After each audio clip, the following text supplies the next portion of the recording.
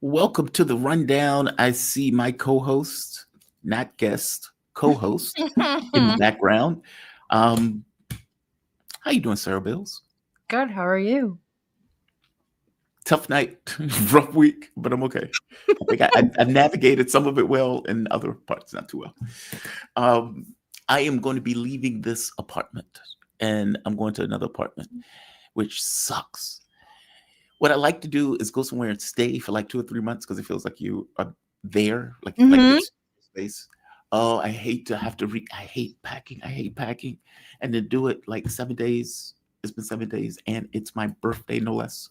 Right. Happy Right. birthday. Thank you. What's funny is you had your show, your birthday. You were here also, so I was. we're making it a yearly thing. It's every year. My birthdays are here. Um, but you're doing well. You. It's later in the evening for you as opposed to 6:30 in the morning. So I Yeah. think that's positive. It's 5 p.m. here, so a normal-ish Yeah. time. I see a lot of happy birthday wishes. Thank you, all of you, for your birthday wishes. It is deeply appreciated. It is early in the morning here, but it's okay. I used to do my show at 7 a.m. anyway, so I'm getting back into the feel of the 7 a.m. spot. Get used to Um, it. Yeah, I was used to it. I mean, that's why I started my show at 7 a.m. The attendant people are like, dude, why is your show so early? It was like, "Dude, I did it for years."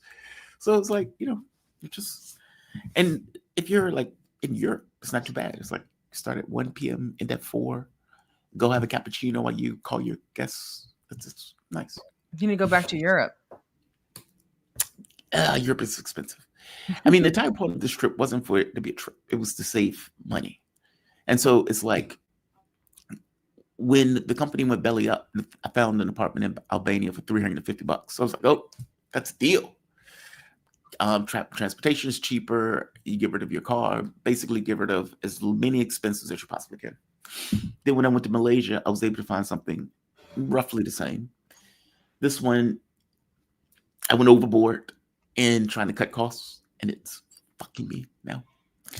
But nevertheless, it's fine. Now, the entire point of the trip was to save. It wasn't to travel. And I think it ended up being a little bit of both.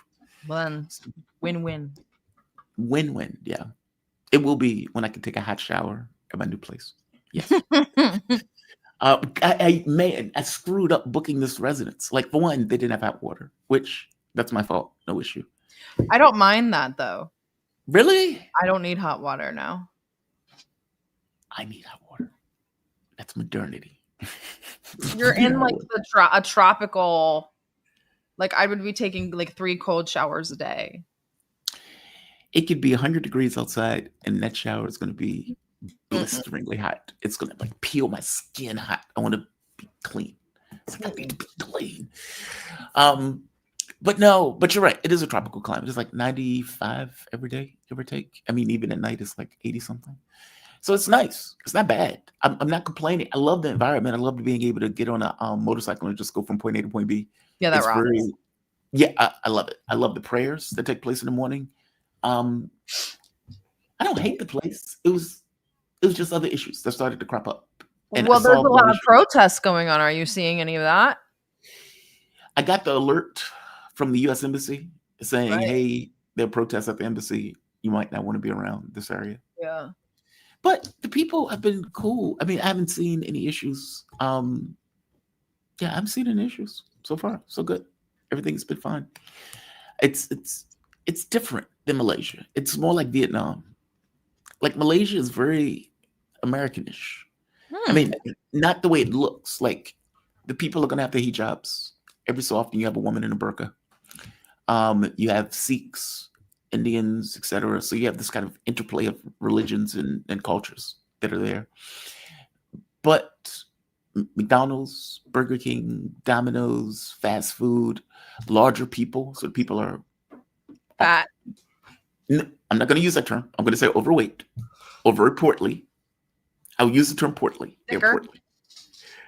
Here, it's not that way. Everybody's thin. Same thing in Vietnam. Most of the people are thin.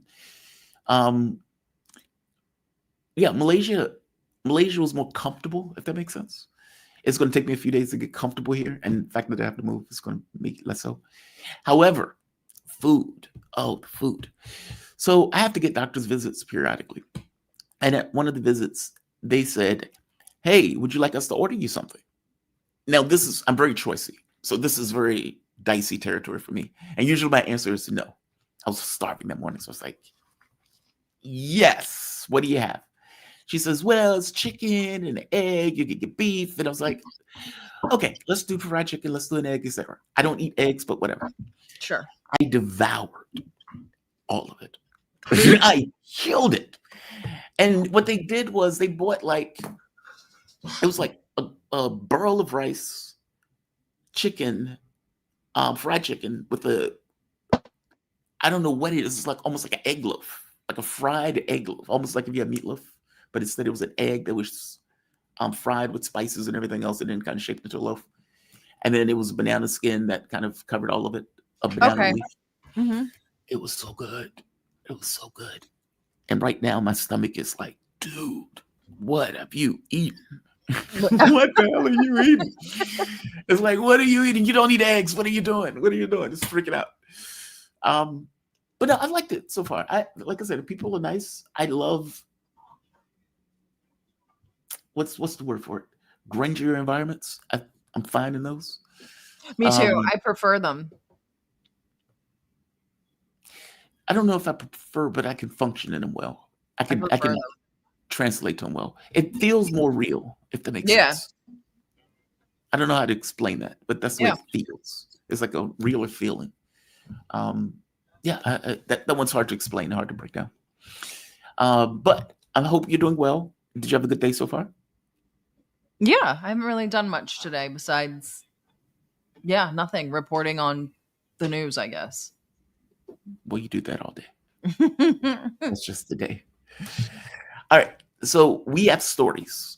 Now, we haven't talked about these stories in advance, so I'm going to let you do your stories because I have like 10. No, you were supposed... If you have 10, then let's just do yours. They're probably overlapping anyway. Well, that's my point. And because we didn't have a chance to talk, I want you to do yours, and I'll just piggyback with mine of the ones that don't overlap. At least that was my thought. I figured some would overlap. The ones that overlap, you can go first. That way, it's not a clash. The ones that don't overlap, I'll just do those. Okay. Well, let me see if I can get. And it's not, to be fair, it's not 10 stories that I wanted to do. It's like 3 each, but I had extra just in case. I had backup. So the one thing that I really did want to talk about was this new app that got rolled out. I have a screen share on if you want to. Please. Put it up. Right. Now, what is this? So this is this new app that just rolled out. Okay. It's called Report It, and it is by the Combat Antisemitism movement. Oh, Jesus. So oh, Jesus. I know this is Combat Antisemitism movement launched a new app called Report It, which is designed to help users document anti-Semitic incidents in real time. What I did was I went through who is involved. And so it is a Kansas oil billionaire and Republican mega donor named Adam Barron. And so you can see here, he's with the mayor of Beverly Hills. And that's important for later, but this is from her Instagram. So I went through their partnerships. A lot of them are just shell companies that don't have anything backing them. Who is behind the movement? Who is CAM? The Combat Antisemitism movement presents itself as a global civil rights coalition, but it is not a movement. It's a centralized digital operation run by a U.S. nonprofit called the Combat Hate Foundation, which was created in 2019 with close ties to the Israeli state and political operatives. So they claim to have about 850 partners, but amongst those partners are famous like UN Watch, which is an Israeli biased think tank that basically tries to convince everybody that the UN is anti-Semitic. Right. Stand With Us, the Israeli Allies Foundation, stuff like that. So I looked into what he likes to fund. He has at least four foundations. two trust, a foundation, and two incorporations, and they funnel money to his combat anti-Semitism movement, which also funnels tons of money to Friends of the IDF, Chabad, and this Torah stone, which is something that trains. It's a foundation that trains settlers to be IDF soldiers. So $2 million to Chabad and almost $9 million to train Israeli settlers to be IDF soldiers. And on top of that, he was one of Trump's largest donors to Trump's inauguration. He also funded campaigns for people like Ron DeSantis, the RNC, Glenn Youngkin of Virginia, and Ron Estes. Excuse me. I looked into who they're tied to in the Israeli government, which is all of who you would expect: the Ministry of Foreign Affairs, Strategic Affairs, Israeli embassies, and most importantly, they lobby governments and institutions to adopt the Israeli-backed framework, which is the IHRA definition of anti-Semitism, which redefines resistance as hate. Also, I wanted to point out that the same reverend, psycho-evangelical reverend that is on the board or the head of the Gaza Humanitarian Foundation, which we've talked about together. Everybody's been talking about it. He's also on the board of this application, the company that owns this application. So that's kind of disquieting. Most of our listeners know who Gaza Humanitarian Foundation is. There's just, I didn't look into all of them, but just in the few that I looked into, they're all prior Israeli spies and ex-IDF commanders of the Hasbara unit, ex-senior officials in the Israeli government, ex-specialists in online Hasbara, just tons of IDF and sort of Israeli intelligence experience. So this reported app encourages people to tell on each other. But what it does is it scrubs all of the data from everything, and then it feeds them to corporations and other entities like the ADL, the AJC, that will go to Israel's Ministry of Foreign Affairs and stuff like that to get people placed on lists and whatnot. In addition to this, I pointed out the mayor of Beverly Hills, because in this same week, she passed a bill in her jurisdiction that will make public schools raise the Israeli flag. So it's just this very interesting sort of takeover in all different sectors and this kind of web and network of people. While we have Bibi, and I have that video there, but while we have Bibi telling everyone that, the algorithm is anti-Semitic, we need to crack down on anti-Semitism online. Social media is, I forget what he said, but he said something like social media is, I don't remember, but we needed to police it, etc. Yeah. It's really getting incredibly absurd. But here, we could actually listen to this video. Let's see. Oh, God. Why not? The creation of Breitbart News when you actually inspired the creation of Breitbart News when you were still in the opposition. Our founder, Andrew Breitbart, and our CEO, Larry Solov, met with you in Israel on a delegation of conservative journalists, and they walked outside and brainstormed the idea to create the company that is now Breitbart News and the giant, really, of conservative new media. So looking at Breitbart's growth, I should ask you, first of all, whether you anticipated when you planted that seed the fruits that would be harvested today, in a sense, in terms of transforming the American media and international news coverage.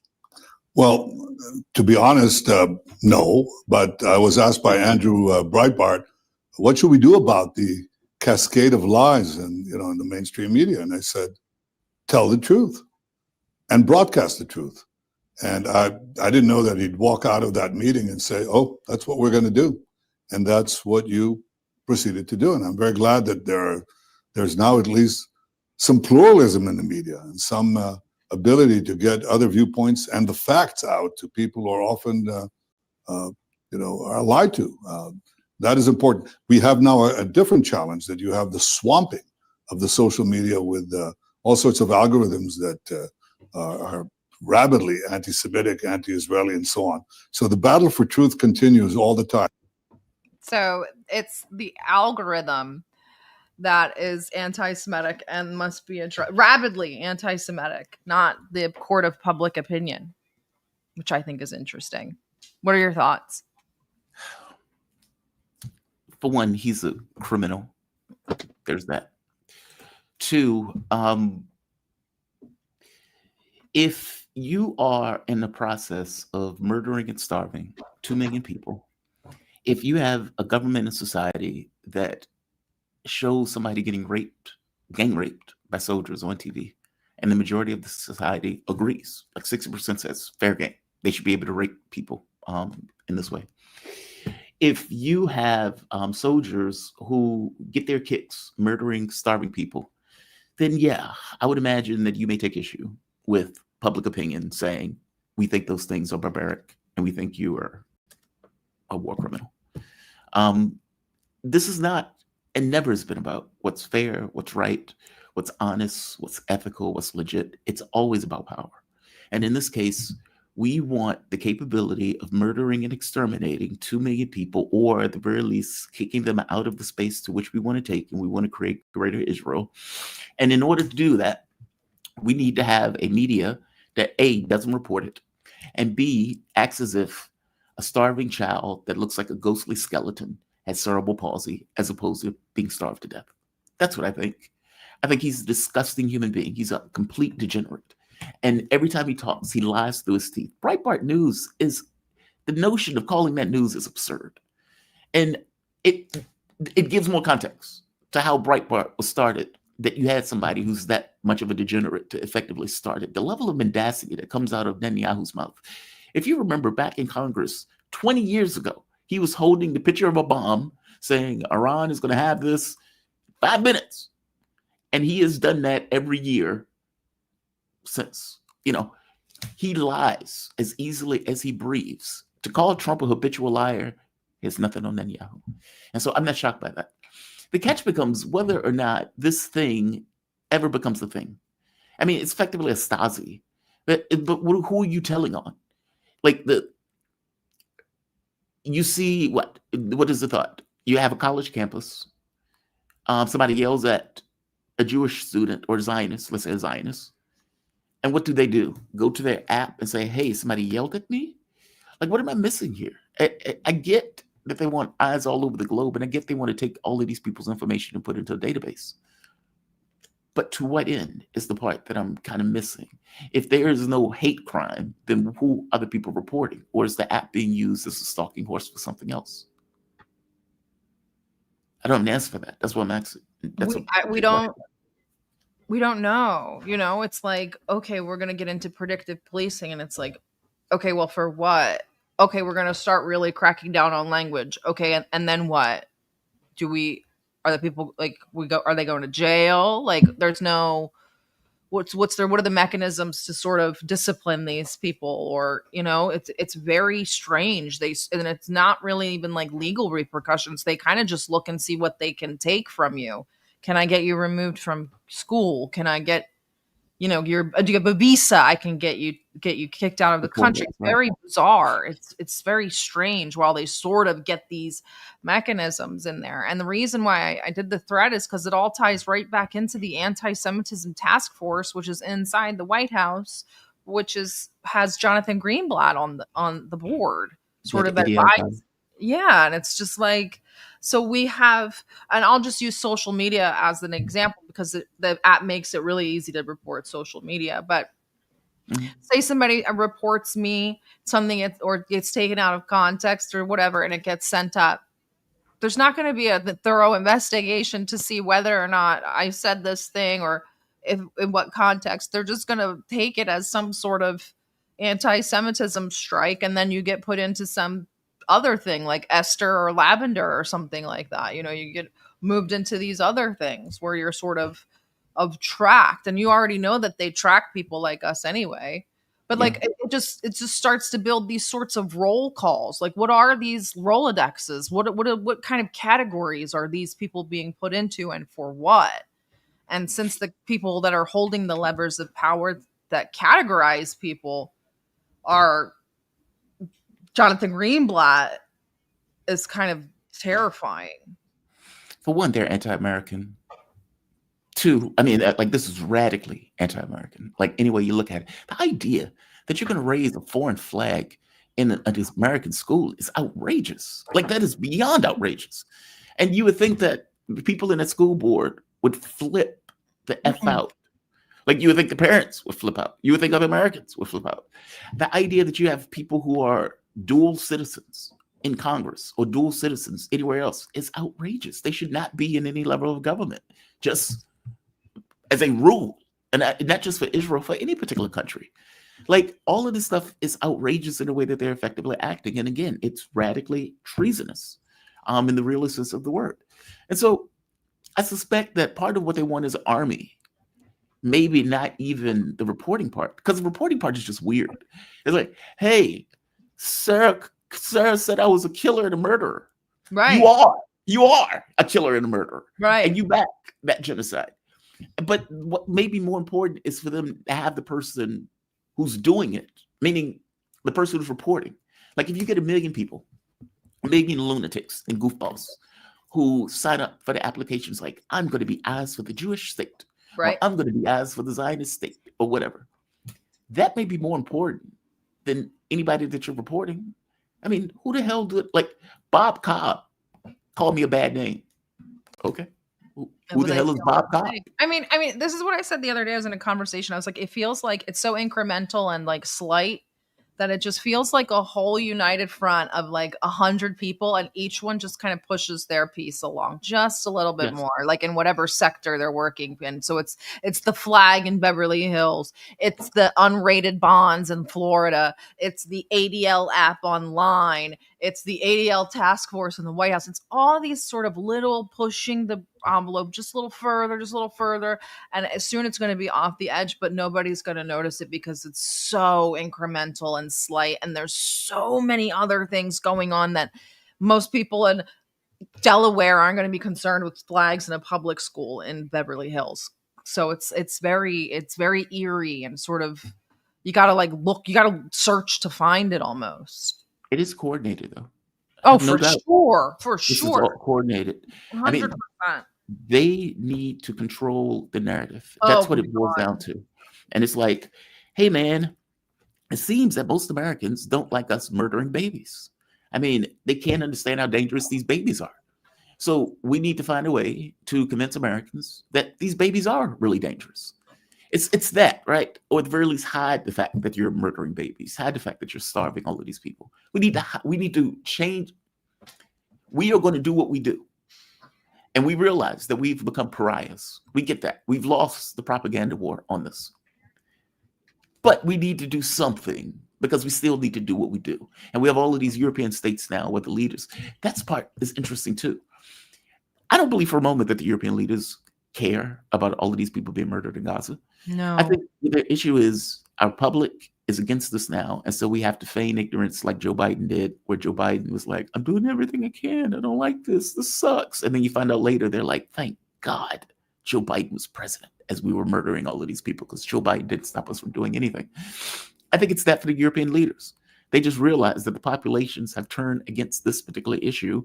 They don't like the fact that there's a genocide happening on their watch, with them effectively assisting Israel in doing it. And so, look, I agree with you. It's sinister. But I got to be honest. I'm getting to the point where I feel like if Americans don't care, then they get what they get. I mean, it's a country is not just a thing that operates on its own. I'm even getting to the point of believing that Dune was right, that countries require something more than just the political system. It almost requires a religion. And I don't mean religion in a traditional sense of worshiping Jesus or Allah or anything like that, but a guiding objective, something. Because otherwise, falters, like the U.S. is. Like the U.S.'s guiding thing is capitalism. But that's not necessarily inclusive. That's something where it accumulates cash. in Well, the hands of capitalism in and of itself is destructive. That's its natural life cycle. So we were That's seeing my it now. point. That Yeah, is yeah, precisely my for point. sure. Like the democracy has been eaten alive by the capitalistic part of the Sure, yeah, democracy. yeah, yeah. Oh, absolutely. And so it's like the public is so disengaged, like extraordinarily so, like radically so. Where I was having this conversation with Danny Hoffa, and we were talking about this notion of the Palestinian resistance. And I was pointing out to him, I was like, dude, I think people care in abstract, but are they willing to lose their jobs over it? Or are they willing to set themselves on fire for it? Those are different things. Like me, and it's not even like the civil rights movement here or the Iraq war here, where you have caskets coming back, where the White House is trying to control the narrative and not show the caskets coming back because, it's representative of the dead Americans that you got killed by sending them into Iraq in the first place. This is more diffuse. We prefer you don't commit a genocide. It's that, which is very different than stop this war now. Those are two very different energies. And I don't know how it translates into any kind of political action in the real sense of the term, given Netanyahu, and for the matter, Trump, impunity. That sucks to say and it's cynical, but I think it's true. Give me your thought on that, by the way. Do you think my point of view on that is wrong? Do you think Americans are more engaged than what I think they are? No, I agree. I think you're absolutely right. I was actually just reading a poll. Now it's Harvard Harris, so some people don't like Harvard Harris, but it's legit. Anyway, I actually have it open, so let me find it. Most voters continue to support Israel over Hamas. Nearly 6 in 10 want a Hamas to exit Gaza completely as a condition. Most voters believe there is a famine in Gaza, but they believe that Hamas is responsible. So How is Hamas responsible for what's wild? Even McCain's wife, warmonger's wife, comes out and says Hamas had nothing to do with the famine. Israel was paying gangs in order to steal that food and then blame it on Hamas. But I mean, what I'm trying to exhibit is that they don't care. It's not even changing public opinion that much. See, they use the term Hamas. If they said Palestinians, it'll be different. I could be wrong. Even majority of voters support providing both offensive and defensive aid to Israel. 78% of voters support Israel over Iran. And most voters continue to support stopping Iran's nuclear program. Who the fuck are they? Like, who the fuck are they? Like, this is the British thing, right? This is the imperial thing, where that mindset seeps into the brains and the minds of people, where it's like, yeah, we need to go somewhere else and stop somewhere else from getting nukes. Dude, the batshit crazy genocidal terrorists that are rampaging all throughout the Middle East have nukes that are undeclared. It's like, are you fucking kidding me right now? Who the fuck are you? That's an astonishing thing for me. Honestly, this was the thing that pissed me off about Ritter, to be honest. This is how that happened. Because Ritter went on a video, I think it was with Glenn Deason, and he says, well, America's America, Iran is Iran, and so if we tell them to do it, they should do it. And I flipped out. It's like, who the F are you? How are you telling another country that they shouldn't have nukes? And not just that, this has nothing to do with nukes. That's the other part. Like, that is a frustrating poll. I hate that poll. I hate that poll. Or the Israel-Hamas conflict. Do you support more Israel or more Hamas? 74% Israel. Those people, I would wager to you know nothing about the Nakba. But that's the thing, right? They still don't know, and they still don't care enough to know. They know dick about dick. But it's like, how do you know how do you care about what you don't know? Yeah, it's that part, right? You're not going to learn it in school. The propaganda that you get is not going to enforce it. So anything that's going to come out of media is going to be very specific to an American point of view, an American perspective, even when that American perspective is completely ludicrous. Like, it's I always say on the radio station, a contact lens for the American perspective, because of shit like this. That poll sucks. And those people are idiots. Like, just that poll sucks, and those people are idiots. I just go there because otherwise I just have curse words. Well- Speaking of that, by the way, Iran is pulling out of the nuclear proliferation treaty. Maybe. Congratulations. I thought they would have yet to vote on it. They do have to vote on it. But considering they went begging to the European Union to do something that the European Union didn't want to do, or let's say, what is it, Britain, France, and Germany, I believe.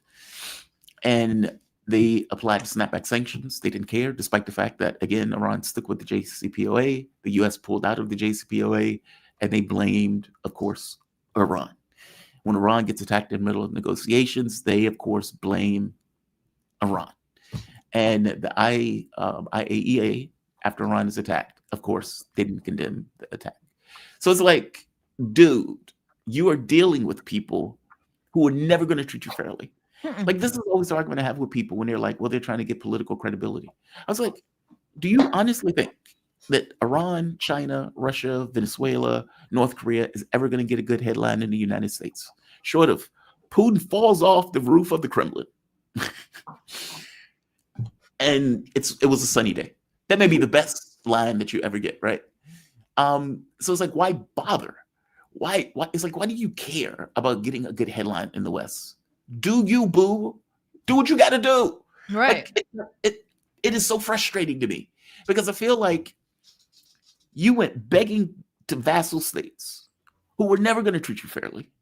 And you were always going to end up in a position that you're in now where you're like, we're pulling out an NPT. And Russia could say, well, this shows that they are a good actor on the world stage. Fuck that. It's not about that.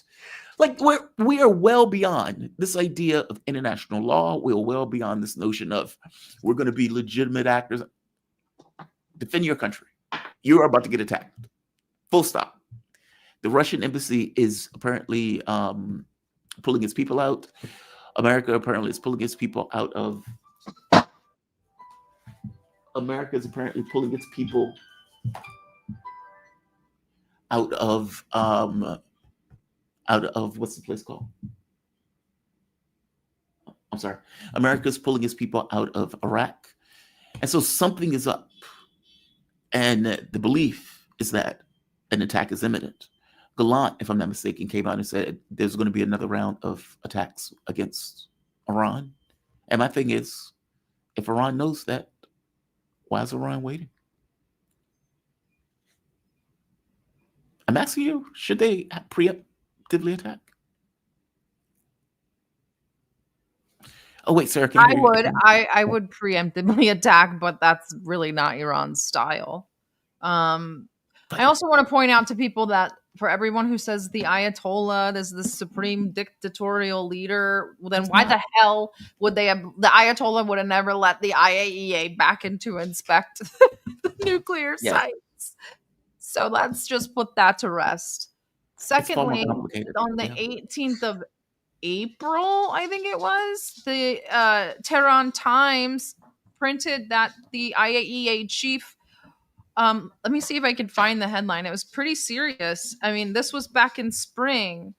They said that the IAEA was basically trading false reports for a nomination to the UN Secretary General. So on April 18th, Tehran Times revealed that Britain, France, and Germany promised Rafael Grossi the UN Secretary General post in exchange for IAEA reports against Iran, reports that paved the way for war. That same week, the IAEA issued its most hostile assessment of Iran's nuclear program.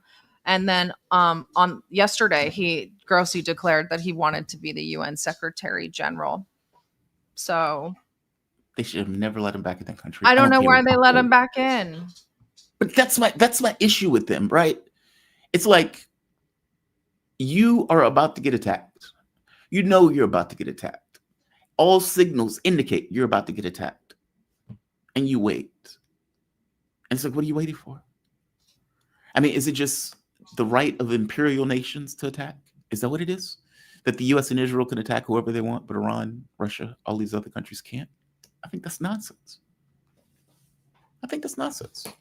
I agree with you. It's not their style, but their style, forgive the harshness, got what, nearly 1,000 people killed, if not more, in that last attack, because they just waited.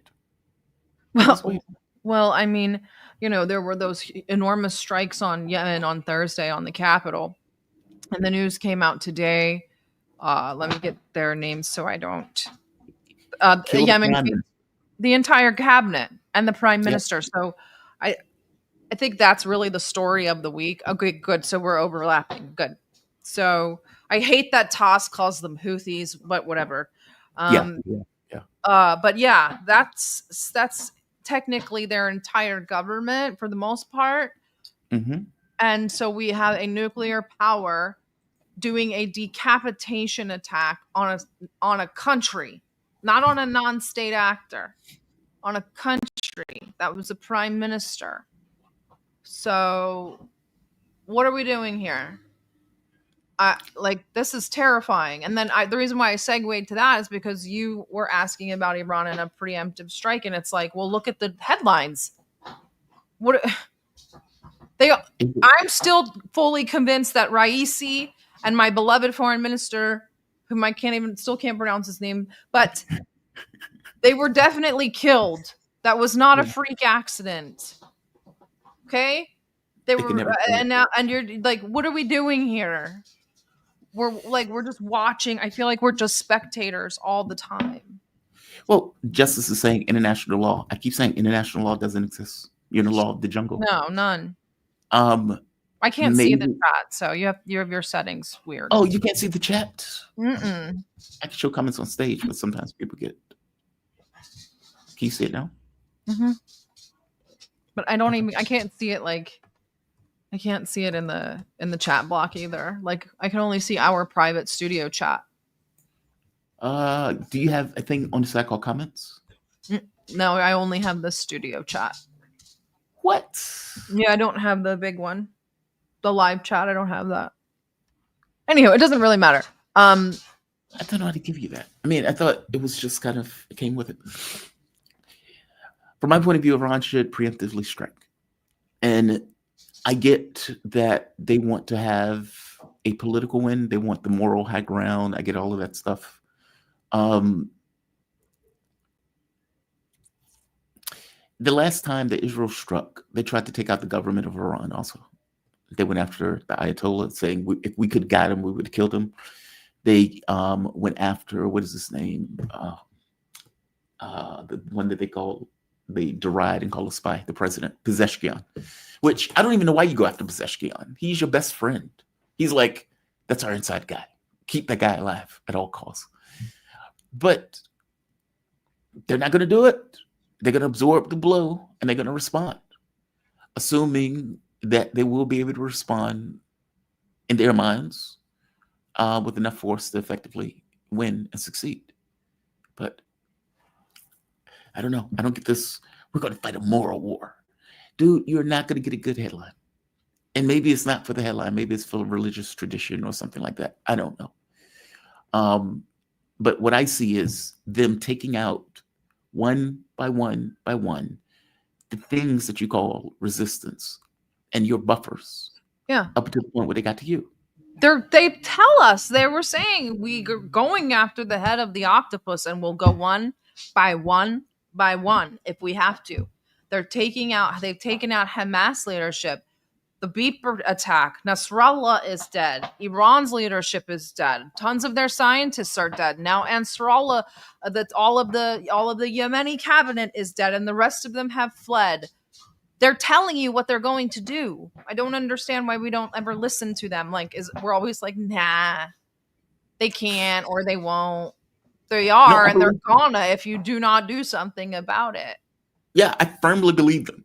When they said it, it's funny. I used to have all these military guys on, and they would be like, "Yeah, I don't think Israel would attack. It wouldn't be rational to do so." And I was like, "Why do you think they have acted with impunity? What part of impunity do you think stops them from doing exactly what they said they wanted to do?" That's usually And so, where the conversation ends. I always just say, who's going to stop them? right. It's like, well, nah, they can't commit a genocide. Oh, Why not? they Why not? can't? It's like, why not? What stops them? There's no Leviathan. No God is going to get involved. Those people just die. Yeah. So, yeah, I agree with you on this. I don't. Do you think it's an issue of weakness? Do you think Political that's will. what it is? Political will. Oh, so you don't think it's military weakness? It's just they don't have On the whose stones. part? Iran's. Oh, no. Oh, no, I don't think it's military weakness. I think it's political will. I think they're militarily strong. That makes it worse. That just makes it worse. They might be hesitant. They have a lot of internal issues, but I don't think that they're militarily weak. I think. But I mean, they have to figure out, they have to see that the writing's on the wall. I mean, even today, Jolani forces kidnapped and killed an Iranian journalist on purpose. They sought him out and they did it. That's a message. These are messages. Yeah. Yeah. The Trump corridor deal, which really hasn't even gone through yet. That's a message. I don't know why Iran, I mean, I hope they can see that they're on their way to isolating you, and they'll kill you too if they can. I keep making the point that says every action that they've taken in order to stave off a war has effectively caused the war. And if everything that you've done up to this point has led you to disaster, maybe you should do something else. Exactly. Now they would say, but you don't have any skin in the game. And I'm like, yeah, I get that. But what I just said is true. Like every action that you've taken has just been looking at as weakness, passivity. You just have to ask yourself, what's the priority here? Is it survival? Okay, then say that, and we'll just do what we can to survive and try to make the war as minimal as possible. Or is it something else? Is there a goal? What is the goal here, right? Like we know that for most Palestinians, or for at least for Hamas, it's resist or literally or die. Like most Palestinians still don't even want to leave. Like some do, of course. But a lot would rather just die on their land, like that. Then that's the decision that we know. Is that how Iran feels, or is it just about surviving and kind of getting through this because they're a sovereign nation state? So, I mean, I don't know what the goal is though.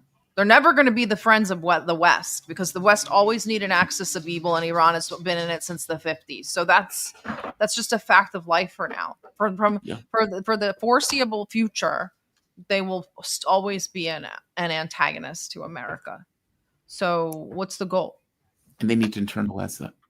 Sanctions aren't going anywhere. None of these things are going anywhere. And it's almost like you have to internalize it. Like Russia had to internalize it, right? Like what? Like 19,000 sanctions on Russia? Yes, they won the sanction race, yeah. All right, what's your next story? That's it. I'm done. Your stories are now. Really? That's it? Mm-hmm. Okay, well, I'll go with this one. A Nazi was shot in Lvov. Oh, yeah, Lvov. Yeah, let's talk about it. Well, Nazi was shot in Lvov. Let's all shed a tear. Oh, also, guess what? It's your birthday. It's also Lukashenko's birthday. So happy birthday. Yes. You are birthday twin Lukashenko. I am birthday twin Nikola Tesla. We have great birthday twins. Okay. Are you? Interesting. So, yeah, we do have this guy. That was what the news that I woke up to. So yeah, his name is hard to pronounce. It's Andrei Parubi. Yeah. Okay. So he is a far right politician. Very interesting. So people are kind of just referring to him as like Zelensky's opposition. It's obvious that Zelensky probably had him killed, but let's talk about who he is really. Wait, is he really Zelensky's opposition? The guy was head of the Maidan and stuff like that. Like he right. Apparently, like now they're not friends. So in 1991, he co-founded the Social National Party of Ukraine. So the Social National Party of Ukraine. So the National Socialist, the Nazi Party of Ukraine. Nazis, right. He led the paramilitary youth wing, which was called Patriot of Ukraine. Those were the people that did the torch marches and the violent activism. By the way, sorry to interrupt real quick. Trigger warning for people. This is him getting whacked. This is making the war brighter. They in 2004, the SNPU actually transformed into the Svoboda Party, which most people know as the far right party that actually gained legitimacy in in the Rada. He obviously was involved in Maidan. There are reports that say he was a commandant of Independence Square and helped to organize and direct self-defense units, and also he was in command of some of the snipers. Yes. He was Secretary of National Security and Defense Council in 2014, and he authorized the attacks on the Donbass. And then we found out later that he actually participated in the Odessa massacre. So he was there, I guess, acting as a provocateur. He organized the delivery of armed nationalist militants to the location in Odessa that day and oversaw their coordination. So very He was not a good guy. He no. was not a good guy. He has a lot of blood on his hands, and he was rabidly racist. And the video, apparently people are saying that this didn't seem like a professional hit because apparently the person put 8 bullets in him. Which typically 2 would have done. But yeah, somebody said the tree spared a lot. Yeah, the tree got in the way. And that's, I suppose, person running away after the kill. Let's see this one more time. Why is that person running like that?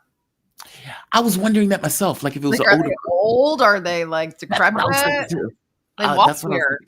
They walk like a Charlie Chaplin movie. 8 shots. And then old man run. Yeah, look at it. It's an old guy. Now, the catch becomes, why did they whack him? Well, now, it's pick a reason. Exactly, right? It's like, it could have been for the massacre, meaning the person could have been pro-Russian. It could have been a person in Ukraine who is like, this is what you've done to our country. The sniper thing is interesting. I don't think people realize. So one of the things that really provoked the overthrow of Yanukovych was the murder of all of those people with snipers on the rooftops. And initially they said, well, these are government snipers. Okay, well, they weren't government snipers. They were obviously fascists. They were taking shots at the people, effectively saying we need like 100 dead in order to overthrow the government or some insane thing like that. That guy was a nut job. And he was a horrible, horrible psychopath. And so, as I often say about psychopaths, the world has become a little bit brighter. It shines a little bit brighter in space with his head hitting the floor and his heart stopping, full of all of that good lead. They haven't got the person, by the way. It's fine. I'm not upset over it. Yeah, never mind. It's just interesting. Zelensky is denying it. I mean, Russians should denying it. It's on TV. The Russians should just take credit.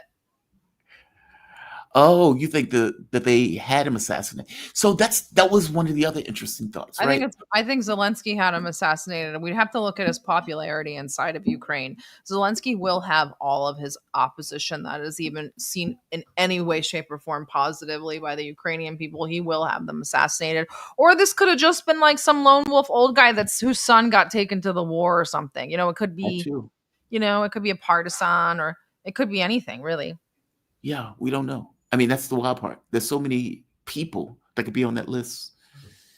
I mean, the other part is Russia. One of the things that Ukraine was doing was effectively using civilians to carry out killings. Like they would be talking to people. They would have these kind of people within Moscow, and they would get these people to do X or Y. It could be that, but that doesn't seem like Russia's style per se, at least not up to this point in the conflict. No, Russia wouldn't have killed him. They would have taken him. They want to take all of the people involved in the Odessa massacre to trial. That's right, because he has charges on his head. He has charges on his head. So that's just fascinating. The guy was head of parliament. He's a member of the Rada and just gone. And then my other thought was, if this is an old guy doing this, is that a foment for social unrest? Like, is that a pretense for? I'd have to look at this guy particularly and what his like political like career is, and what his like the sentiment is. Like, I don't know. I don't know enough about the guy. Yeah. I just, when it happened, I just saw all of the information dump associated with him. One of the other things, and 2 last stories. Domestic news, social media. David Pakman. So I don't know if you've heard this. Recently, was it Wired? I think it might have been Wired magazine or one of the other magazines. Oh, the payments to the DNC influencers? Yes. Okay, I don't know this particular guy, but I did see him complaining on Twitter, and I was like, okay, the whole thing is silly. Yeah, he was bitching on Twitter. So, in a nutshell, a DNC group or a group closely linked to the DNC with the notion of getting more Democrats in office created a slush fund that could effectively pay influencers. Okay. Now, the influencers would say, well, we're not working for the DNC. We're not getting money from the DNC. You're getting money from a DNC-aligned group where apparently they were having meetings. They weren't supposed to disclose, like all of this stuff. And they wouldn't have been talking about it had it not been disclosed by the reporter that wrote that story. Pac-Man, who was one of these people getting, let's say, $8,000 a month, which... I would love to get 8,000. Man, who you telling? That is like radio station money. But what's wild about that, though, is for Pac-Man, it may be small change for him. I mean, Pac-Man has had a show longer than I have. And Pac-Man is, I mean, maybe 500,000, if not 1 million viewers. Like, he brings in a huge amount of money as is. So $8,000 is not a huge amount of money for him. But if roles were reversed, and we were talking about Tim Pool, or we were talking about anybody else, and it was outed, I would wager to you Pac-Man would be doing a video screaming to high heaven, this is outrageous. This is, indecent. I can't believe that they're taking money behind the scenes and not telling anybody about it. So Pac-Man comes out bitching on Twitter. This is 34 seconds clip with him complaining about being outed. And me don't think the lady protests far too It's to much. fund it's for years I've been saying the left needs to organize independent media in the way that the right has been doing. The left needs to fund independent creators the way that the right does. The right has won even arguably presidential elections because they're organized with regard to online and independent media. They're killing us. We've been so behind. And this kind of support for creators is exactly what I've been advocating for. A few thoughts, Sarah, and I'm going to bring First of all, nobody wants to watch liberal or left-wing streamers, okay? They're so boring. Right there. Like, right there. I'm sorry, I'm not on either side, and if even from an entertainment standpoint, nobody wants to watch you. DNC streamers. Like, I would rather go watch a straight up MAGA shill than like any of this crap. Like, it's slop. It's like platitude slop. Sorry. What they don't, no, you're absolutely right. What they don't get is that some things are kind of contradictions. Like something like, it's like, we want Joe Rogan. We need a liberal Joe Rogan. There is no such thing as a liberal Joe Rogan. No. Because Joe Rogan, I mean, like the qualities that make you who you Joe are. Rogan was a liberal. Remember? He was going for Bernie. Yeah, he's you a guys Bernie, he's a put Bernie that guy. away. Like, all he's a Bernie guy. Half the streamers are popular because they switched sides or they saw the light or had an epiphany. But they didn't switch sides. That's the part. Like, meaning Joe Rogan is not a right winger. They make him out to be one, though. He's just the guy. He's the dude. And there's some things that he agreed with. Like, he was like, hey, why do we have all these poor people? Why are we fighting all of these wars? Why are we doing this? Why are we doing that? Yeah. I mean, but they've put him in a box as if Joe Rogan is a right winger. No, he's not. Theo Vaughn, I believe his name is.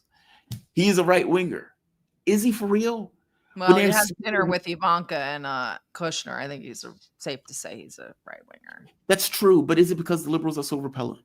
That's what I'm saying. That could still be true. Yeah.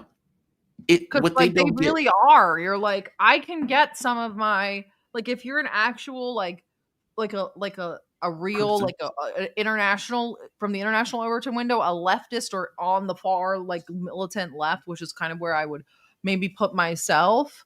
Like, there's nowhere for you in DNC. You get more of your populist policies and stuff that you want when on the right. Like, why Yeah. why I would gravitate way more toward MAGA if I was forced to choose a side here. You're not getting anything besides like corporatism and like DEI crap, like inclusivity and identity politics. What are they offering me from a populist or from a working class lens? Literally nothing. At least the right sometimes panders to the working class. The left can't even be bothered doing that. That's a whole other conversation. But these people are so insufferable. And then he was begging for subscribers today on Twitter. And it's like, are you kidding me? Like, You're making my point. They want two things that don't exist together. It's like I want to. It's like I want to be close to somebody, but I also want my freedom. It's like, dude, you can't do both. You got to pick one. right. And it's Those things are fine to be a paid irreconcilable. influencer. Like, that's fine. But don't get like indignant about it when it's found out. Like, there are paid shills everywhere. Like, But see, therein lies the rub. The issue is not that he was getting money from the DNC. The issue is it wasn't disclosed. Like if I'm working for Sputnik, I'm working for Sputnik, right? It's like the label is there already. You can make your own judgments about my own point of view in regards to what comes out. But the label is there. He's working as a shill for the DNC. And I would argue, and for the longest time, I've called these people Democratic adjacent. I've always called them Democratic adjacent because they've always seemed to just echo whatever's coming out of MSNBC or the Democratic Party, Democratic elect. So it's not shocking he's getting paid for it. But dude, as you point out, don't be indignant when it's found out. And it seems like you are hiding this from your audience. Don't get indignant about it. It is what it is. I'm going to read you something else because you're perfectly right. The issue with Democrats are Democrats. It's this bubble of moral superiority that doesn't comport with reality. It's this idea of, you're getting my pronouns wrong. It's like, dude, I may make a mistake. I couldn't tell. I'm sorry. I didn't know which way you were going with this. Like, it's all of these things that human beings and regular people don't engage in that the Democratic Party does. Trans kids, I'm sorry, is weird to me. And I think for most Americans, the idea of, a person who can't even vote, can't even drink alcohol, but can chop off their ding dong is outrageous. Like, but they would support these things. They would fight for these things. And then when you're like, let's fight for, increasing minimum wage, they give lip service, but they're not going to do it. They're never going to do it. Hey, let's fight for universal health care. They give lip service, but they're never going to do it. Meaning the actual things that people on the left and even many of the people in the Democratic Party want are off the table. And the only thing you get is this identity shit that is done entirely in order to avoid the actual reality of the real world policies that people actually want. So no, we'll talk about identity because identity is close to you. We believe that this is a political leverage that we can use. You like being Black, you like being Hispanic, you like being whatever. So we're going to fight for those things in lieu of the real opportunities. So look at me put this hermaphrodite Black person in this position. Are you not entertained that I put her in this position? Does it have anything to do with my actual life? No. And therein lies the rub. And that became brimmingly clear when Sanders ran.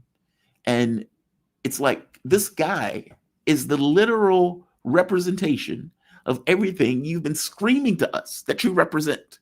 And you did everything in your power to cheat him out of that race. So it's that. I want to read this this part of this clip. I don't even know where this came from. I think this might be Ezra Klein or something like that. But it says, the Democrats do not have a young voter problem, nor do they have a Latino voter problem, a working class voter problem, or a male voter problem. The Democratic Party's poor performance with various demographics can be traced to an underlying cause. The Democrats have a Democrat problem. With exception, the party is composed of officials, staffers, pundits, donors, politicians who do not believe in politics, at least not in the literal sense of the word. While the parties try to build support in turning the constituent wishes into policy, the Democrats take the opposite approach. The political objective is determined by wealthy party and media leaders, who then try to convince the constituents that their elite decreed platform is in their interests. This was best illustrated by the concluding chapters of Abundance, which outline a top-down political theory that politics are decided by the donor class and that the job of Democratic-aligned media, including Pacman, is to sell the policies to the American voter. Basically, we will decide and we will convince you. Okay, how has that worked out? How has that worked out? Do you think that the party, how do you think they can fix this and right the ship? If you think the ship can be righted at all? But I don't think that any of the ships can be righted. Yeah.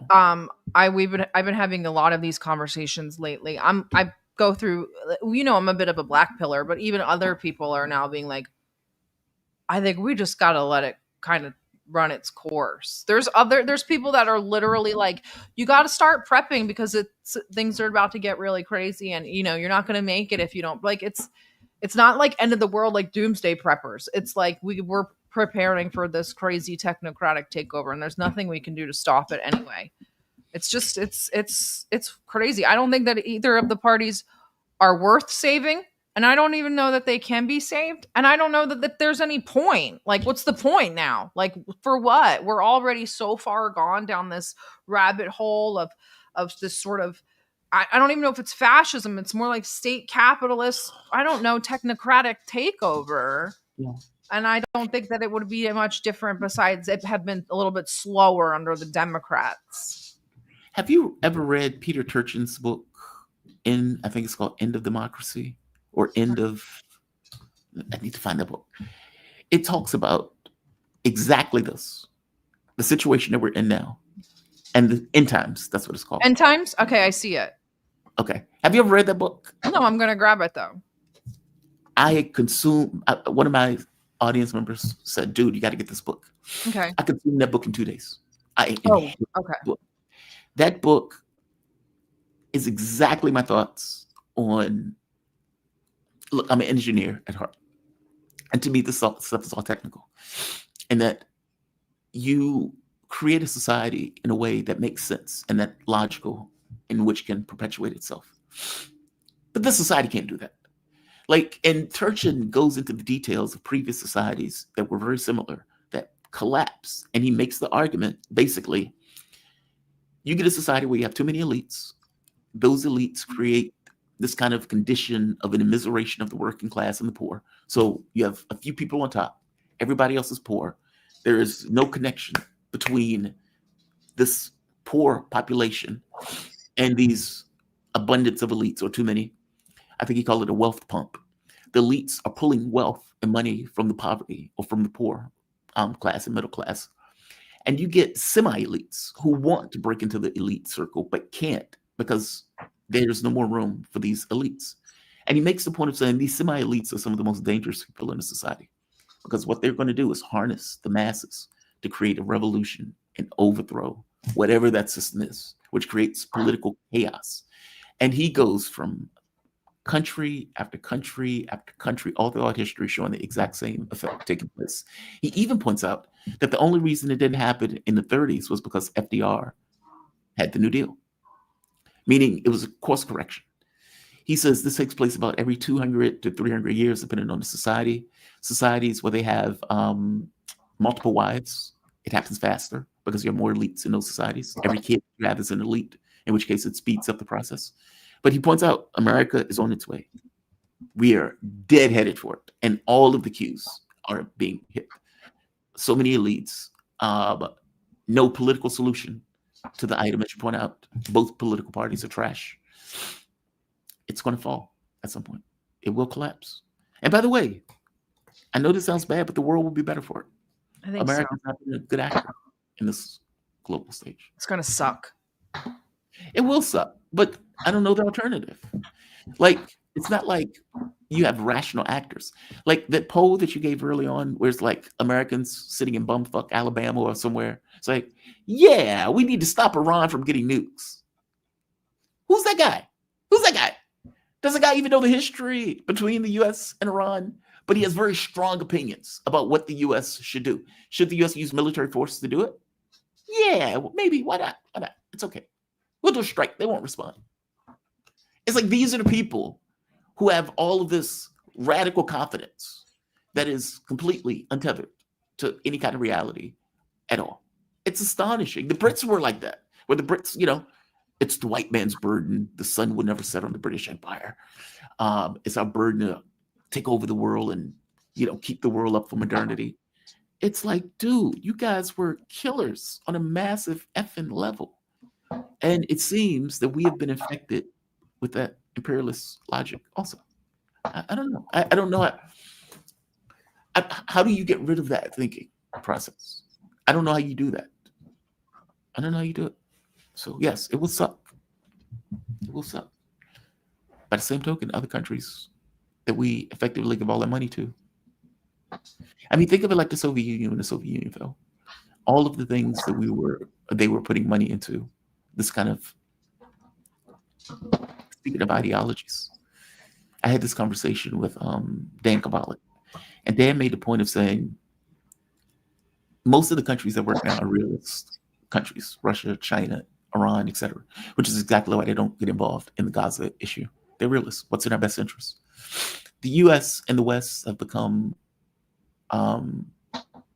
unrealistic, delusional even, in the way that they effectively operate around the globe. And so they will push in Russia. There's a rationality to it, but ultimately they're losing in that context. Their societies are being gutted because of their losing, and yet they keep going with this kind of wishful thinking that they're going to topple Russia. But he was pointing out that, when the Soviet Union was in effect, they had that sort of idealist mindset in regards to this kind of socialist revolutionary fervor, where they were true believers in this idea of spreading this kind of communism or socialism across the globe and this fellowship. And he was pointing out when that went by the wayside, we lost something. And that BRICS is not a representation of that under any circumstances. BRICS is like a trade union. Mm-hmm. Ideology is different. Yes, Like, correct. Yeah. All right, Sarah, I get the feeling that you're like, all right, dude, let's wrap this up. No, you have one more story. What is it? Well, I don't want to keep you if you don't want to be here. What are you talking about? I thought we had 2 hours. We do have 2 hours. Okay. Sometimes I can't read you. That's all. Nobody can. That doesn't really help me. There's this sometimes I can't. What's your next story? Is it on this topic? Because if not, where are we going next? Because I have another topic too. Kind of wanted your thoughts on Venezuela. Oh, okay. Go to your topic. I do have one on Trump. Okay. I think Trump is in a box, and I want to get your take on this. Okay. Russia is pounding the hell out of Ukraine right now. Oh yeah. That was one of my stories as well. They just did a huge strike package last night. Yes, several chemical missiles, of course, UAVs, et cetera, et cetera. They have fundamentally decided we're going to win this on the battlefield because negotiations are going nowhere. And I don't think negotiations could go anywhere. No. I think the problem there's several problems that are. Well, did you see the video? I think that the Americans are finally coming to that realization. It was Caroline. Is it Caroline or Caroline? Whatever, I don't care. Caroline, but either one, yeah. Love it, leave it, love it or leave it. But she was like, well, neither. It was very like, we're taking our toys and we're going home. It was like, well, neither side wants peace, and they have to want peace. And so if they don't want peace, then we're just throwing up our hands. That was it. I was like, thank God. Like Russia done. Does want peace, though. That's the wild part. Putin has been chasing safety this entire time. The entire point of Ukraine. It was you that I talked to about the other day when they were like, it's just a clash of personality. And we were like, what? Yeah. And it's like, but that's kind of what I mean, right? That's what, like, you can't say something like that and then believe you can end the war when you fundamentally just don't understand this kind of the politics built into it, the history built into it, the statecraft built into it in Trump's mind, because for him, everything is just very surface. He doesn't really tell the truth. He's a habitual liar. So it's almost like he's projecting his shadow onto somebody else thinking, well, they're not really telling me. All of this stuff is bullshit. We'll come to terms. Dude, you're missing the point. And Trump is coming to some realization, right? So in the Atlantic, they had this. In recent days, Trump had privately complained that his high-profile diplomacy has produced no results. Some officials close to the White House told the Atlantic magazine. He has directed, quote, some frustration, unquote, at Zelensky and the Europeans for being unrealistic in their demands, saying Ukraine would need to give up territory to end the conflict, sources claim. Quote, he just wants this over. It's almost doesn't matter how, a senior official said. Now, this goes in my view of Trump, right? I want this off my plate. I'm sick of this war. My MAGA people are bitching at me about it. I just want this gone, and I can't get these people to come together. The Europeans are being unrealistic, etc. But therein lies the rub. Trump doesn't get it. The Europeans aren't being unrealistic. What the Europeans want is for Russia to get bogged down and Ukraine to overstretch Russia, meaning we want you to choke on this pill, and we will add guerrilla war fighters and all this other stuff in order to make your life miserable for the next 10 years. We want you to have to pull 2 million troops to effectively take over the entirety of Ukraine. That's what we want. If we can't beat you in Ukraine, we want to bog you down in Ukraine. Trump doesn't seem to get that. I don't know why, but he doesn't seem to quite get that part. The other part is that Donald Trump, as an American president, can't seem to accept Russian demands. He doesn't want to get screamed at. He always has the ability to walk, but the Europeans seem to know that he's not going to do it. And so his threats of walking doesn't really change the tenor of the Europeans. And the Europeans keep throwing out stuff that they know the Russians would never accept. And so for Trump, it's like, if I walk, they're going to scream at me, and they're going to say, I lost the war for Ukraine, despite the fact that Ukraine was already losing the war. Do you think he would care, though? I think he does. Otherwise, he'd walk. Okay. Because that logic right there, what he just said, he just wants it over. Then just why not just effing walk? What did Steve Bannon say? Walk the fuck away. Why does he want it over so bad? Just for the feather in his cap of ending it? I think he wants feather in his cap. I think it's on his plate. I think so too. I think it's one of these things where it's like, why can't I get this done? I should be able to get this done. Yep. I'm an American president. I'm the most I'm powerful the man most on the powerful planet. man in the world. Yeah, that we had Jinx. Yeah. Yeah, I think it's that. I don't think it's like my heart bleeds for the Ukrainians. I don't think he gives a shit about Ukrainians. No, I think his thing is, I made a campaign promise. I want to keep my campaign promise. This is on my plate. I may say it's Biden's war all I want, but at the end of the day, I'm the one who's holding the bag for this. What Trump doesn't quite get, though, at least I don't think so, is that whether you walk and they blame you for losing the war, or whether the Russians just win it outright on the battlefield, they will still blame you for losing the war. Both of those cases are the same. With one, you could at the very least say this was Joe Biden's war, and you can still make that argument. In the other case, oh, that's your war, especially if it goes on for another year or two. Give me your thoughts about that. Do you think I'm being too generous to Trump? Well, just give me your thoughts about it in general. I think you're often too generous to Trump, but do you? Yeah, I think for this war, the objective right now is, again, I keep iterating this, but is to get the public sector out of this war. No more aid packages, no more government, no more weapons sale, no more government weapons packages, none of that. Privatize this war. He's said it more than once. I think the most recent video was, we're not paying for this anymore. The Europeans are paying for it. And so I think that you're right about that, wanting to be the feather in his cap, because there's no other reason for him to really want to end this war. Maybe the facade of it. I mean, he's already said he's not ruling out sending mercenaries there. So what part of the war is he planning on ending? I'm just not. We already have mercenaries there. Well, he meant as like officially, like in a like policy. Not policy, but like the government knows about it in this instance. Like we don't know about the mercenaries in Ukraine right now. But we have mercenaries, we have CIA, we've been training mercenaries. I mean, I had John Kiriakou on the show, and I was like, John, what are the CIA doing in Ukraine? Because I was fascinated by that, right? It's like on a day-to-day basis. What the Americans want to see is that they're no longer paying for the war in Ukraine. And if Trump says we will keeping troops out of Ukraine by putting mercenaries on the ground, then the Americans will say, great, what a great president. He's keeping my kids out of harm's way. I don't think Americans would say that. Yeah, they would. That's why they'll put mercenaries there. Same thing with Gaza. Those guys are in there. Those guys are mercenaries. Oh, I so disagree with you on this one, Sarah. Well, then why do American people not care about the ones in Gaza? Well, let's go to Russia first. Okay. I think for the MAGA supporters, let's say like a Tucker Carlson, what is her name? God, what is her name? Marjorie Taylor Greene. If we think of them as legit MAGA, like this is the standard, of MAGA. I don't mean the sycophants and the cultists. The sycophants will agree with anything Trump said. Trump could fart in their face and they'd be like, "Oh, this smells so good, sir. This is fantastic. It smells like roses." But I'm talking about true MAGA, who actually believes in this tenet of America first. They want out. They don't want to be in these wars. Their entire premise is, why are we still there? Whether it's troops, mercenaries, or anything else, why are we there?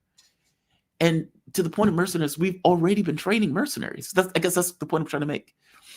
The CIA is there right now training mercenaries with the idea that at some point those mercenaries are going to enter Ukraine in order to fight a guerrilla war. So we're already doing that. We're already doing it. As for Gaza, Gaza's different, I think. I don't know why, but it feels different to me. Why?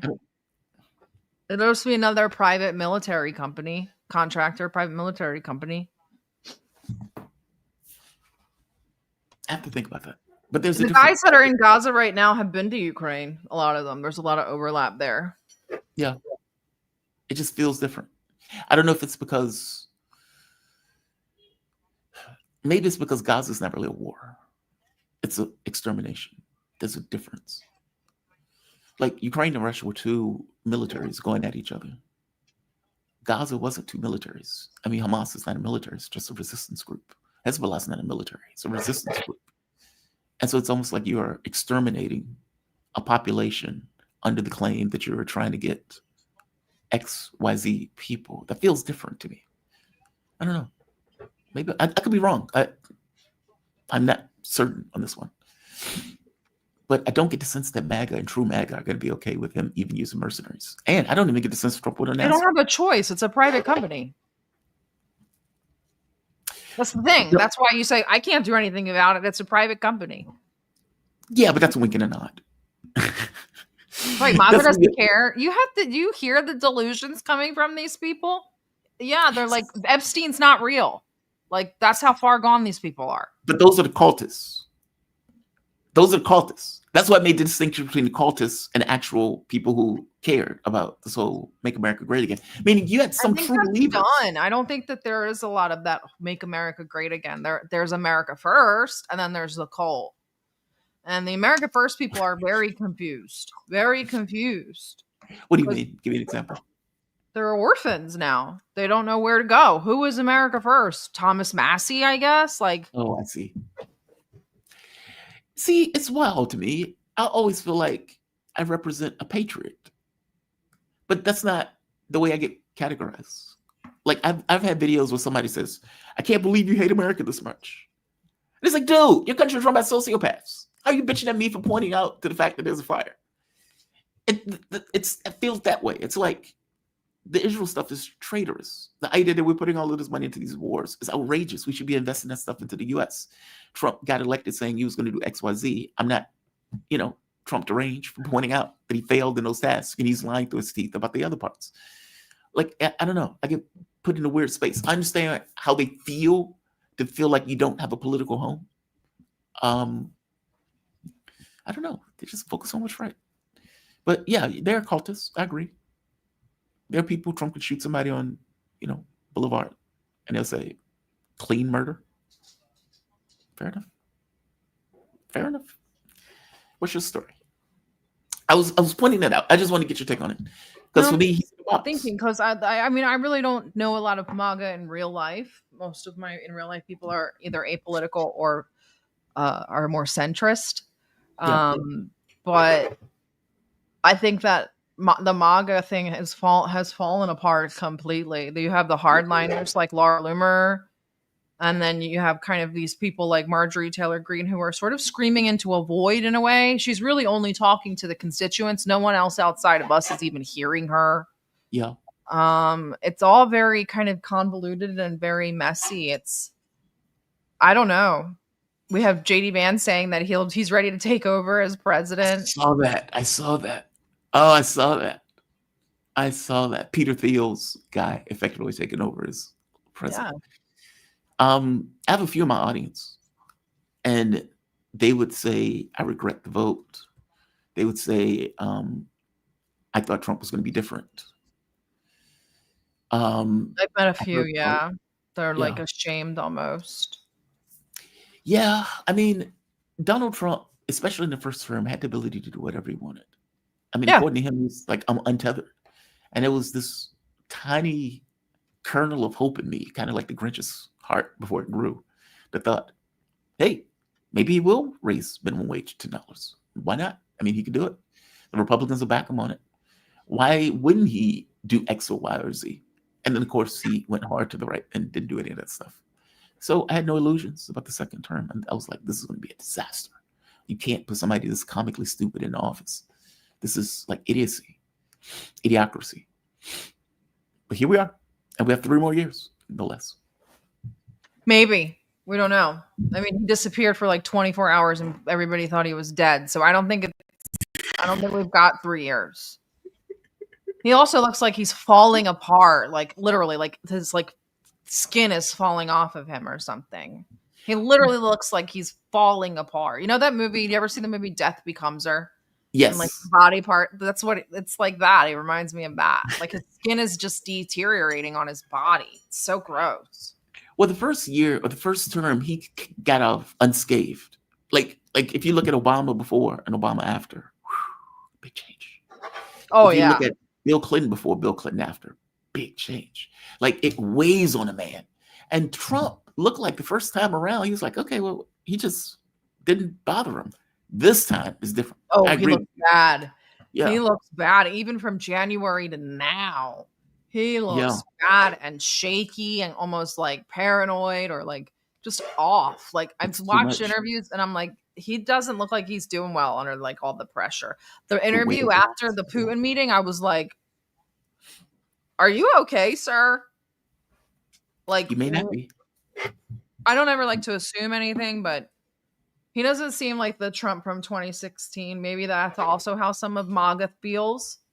It's just not the same guy. I feel like his goals have changed to kind of securing a legacy or something, like a monetary legacy, not a political legacy. They've got all these crypto ventures set up and this kind of interesting intertwining of the private sector and the government, and that's like it's very despotic, and I don't know, man. It's very weird, very incestual, not in the sexual sense, but like it's just all like. It was funny because the other day people were asking me, how are your diplomats chosen? Like, why do you keep sending us retards? And like, it wasn't like an ambassador. It was like the envoy and then a couple other like spokespeople, like just diplomatic people. Yeah. And I was like, these people grow up in NGOs. Like this is all just family. This is a family affair now. In the beginning, it was, guys from Harvard, or they go out and recruit, or, whatever through your frat brother, or now it's literally like my dad got me this job and because they were asking me about a specific person. And I was like, watch, I bet you this person worked for an NGO. Yeah. It was the girl from Lebanon that was saying, the Hezbollah is pathetic. So I said, I looked her up. Where did she work? USAID in Iraq. It's like clockwork. It's all like it's just like a revolving door, and it goes for all branches. That was just one example. It's everywhere, in the Senate, in the House, in the pages, in the assistants, in the aides. Everything is just who you know, who you've had sex with, and who gave birth to you. It's literally that's it. It's like who came out of your vagina. That's the person. Well, yeah, because a lot of it is like who's dad, like Tucker Carlson.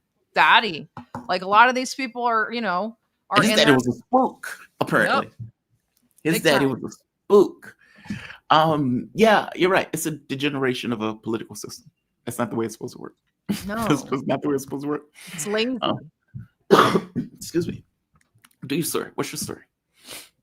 Oh, you said Venezuela. Oh yeah, Venezuela. That's my last thing. So we've got these boats going down to Venezuela. Right now, I believe the USS Samson has just is south of Panama, so it's not through the canal. But we have 1, 2, 3, 4, 5, 6, 7 ships and 1 nuclear sub The USS Lake Erie has now joined the expanding U.S. fleet in the Caribbean. That was about as of an hour ago. At least 8 American warships, including the USS Iwo Jima, San Antonio, Newport News, are deployed across Southcom area of operations. Together, these vessels represent 12% of the entire Navy currently at sea.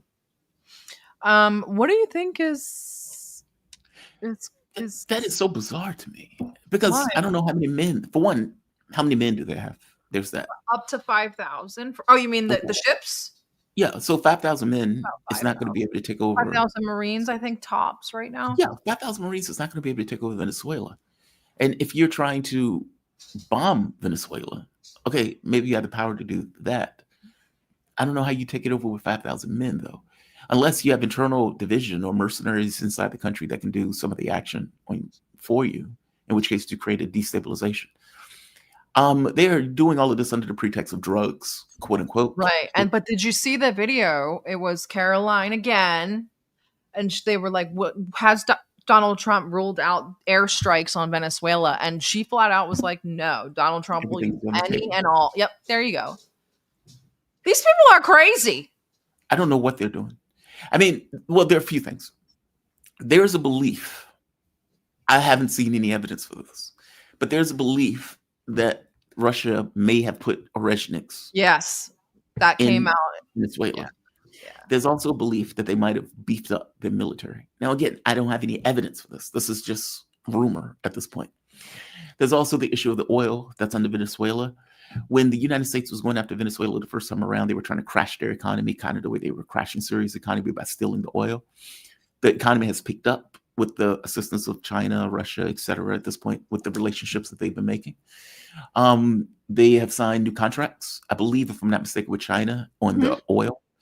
And so Venezuela is getting to the point where they're going to be able to exploit their resources with the help of international actors associated with BRICS.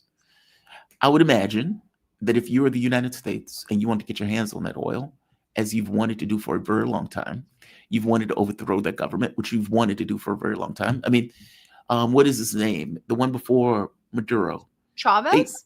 Chavez, yeah. If you remember, they tried to get Chavez. Many They times. said they were at the point of putting a bullet in him. Yeah. And there was so much mass uprising that the overthrow failed. Yep. So that they've was- been, so they've been after Venezuela for a very long time. They put a $50 million bounty on Maduro's head. Like, all of this is play acting. I mean, this is the Juan Guaido stuff, right? Well, Juan Guaido is now the president of Venezuela. Okay, dude, just stop. Just stop. Like, that was it's fun, silly. though. Remember, the memes were great. The memes were great, but it's childish, sadistic, sinister. It's all of these negative things. This is kind of my point about the U.S. collapsing. If the U.S. collapsed, Venezuela would be a much better country because they wouldn't have this tariff and sanction pressure against it, trying to destroy the economy in order to get the people to basically create havoc and chaos. I have a really good chart, but you can see that once they were up, and then the Obama sanctions, and it just crashes, boom, right down to the floor.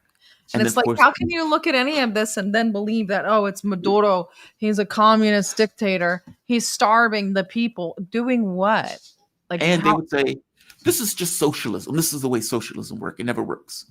And you're like, dude, are you kidding me now? And like, they're still a net exporter for energy. Yeah. So it could be. I got to be honest. I don't know. I mean, unless they're talking about bombing Venezuela with boats offshore, it doesn't seem like you have enough power. They don't have any fighter jets or anything. If they bombed with the boats, that would be obscene. Like, if they I don't know what they're doing. Because they have missile carriers, but like that would be insane. But you know what? Let's look at everything holistically. This week they confirmed today, but Thursday we watched Israel take out an entire government. Why wouldn't the United States? half the time I feel like Israel's doing stuff to make sure that they can do it again later or someone else can. It's always about setting a precedent, isn't it? Remember in the beginning of the war, we argued for days and days and days over whether they bombed a parking lot of a hospital. Now they just bomb it right on video and say, oh, we thought we saw a camera. Sorry, guys. We'll investigate it. We'll figure it out later. Everything's about setting a precedent and creating some sort of manufactured consent. So I get a little bit freaked out when I see, Israel take out an entire cabinet and a prime minister, and then I've got a whole fleet of destroyers off the coast of Venezuela, and the Iranians acting kind of silly. So I mean, the issue is impunity. Like, if you just sit there and ask the question, can we get away with it? If the answer is yes, and you say, what are they going to do if we do it? I don't know that it would cause a war with anybody. Maybe China or Russia might react, but would they really? I doubt it. If they didn't react to Iran, why would they react to Venezuela? Yeah, and Venezuela is by itself. I mean, granted, the cities or the states in Latin America would take issue, but take issue to what degree? Brazil Maybe Colombia might say something. Chile might say something, but other than that, that would be it. They'll say something. Yeah, they'll say something. Strongly worded letter. It's like, we didn't like the fact that you bombed the UN, right? They'll go talk to the UN, who, by the way, that's another story that we're running a little bit out of time, but the UN is now being we knew this was also the point of the Israeli thing. They're subverting and destroying the UN, right? So what happens? Saudi Arabia plans this wonderful, wonderful vote on the two-state delusion, solution, whatever you want to call it. And then thank you so much. The visas are revoked. And I'm like, seriously? And you want to know why why they're revoked. But for the listeners, they're revoked because they won't call Hamas terrorists. And literally, they said because they won't stop talking about a two-state solution. That's literally what the General Assembly is for, to discuss the two-state solution. So they're banned from the General Assembly to discuss the two-state solution because they keep talking about a two-state solution. That should tell you everything you need to know about the United States and Trump, because Trump revoked them. Yeah, the State Department did it at his behest. Just to be clear, I don't like Mahmoud Abbas. I think he's me neither. No, me neither. No.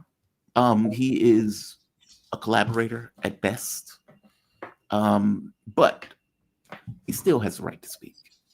And the entire point of the UN is to have these places with this open forum for you to be able to make that case, make that speech, etc.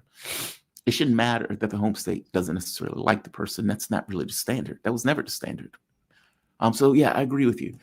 But will they have the temerity, the gall, the backbone to get up and all go to Switzerland, Sweden, or some of Geneva in order to do the UN properly?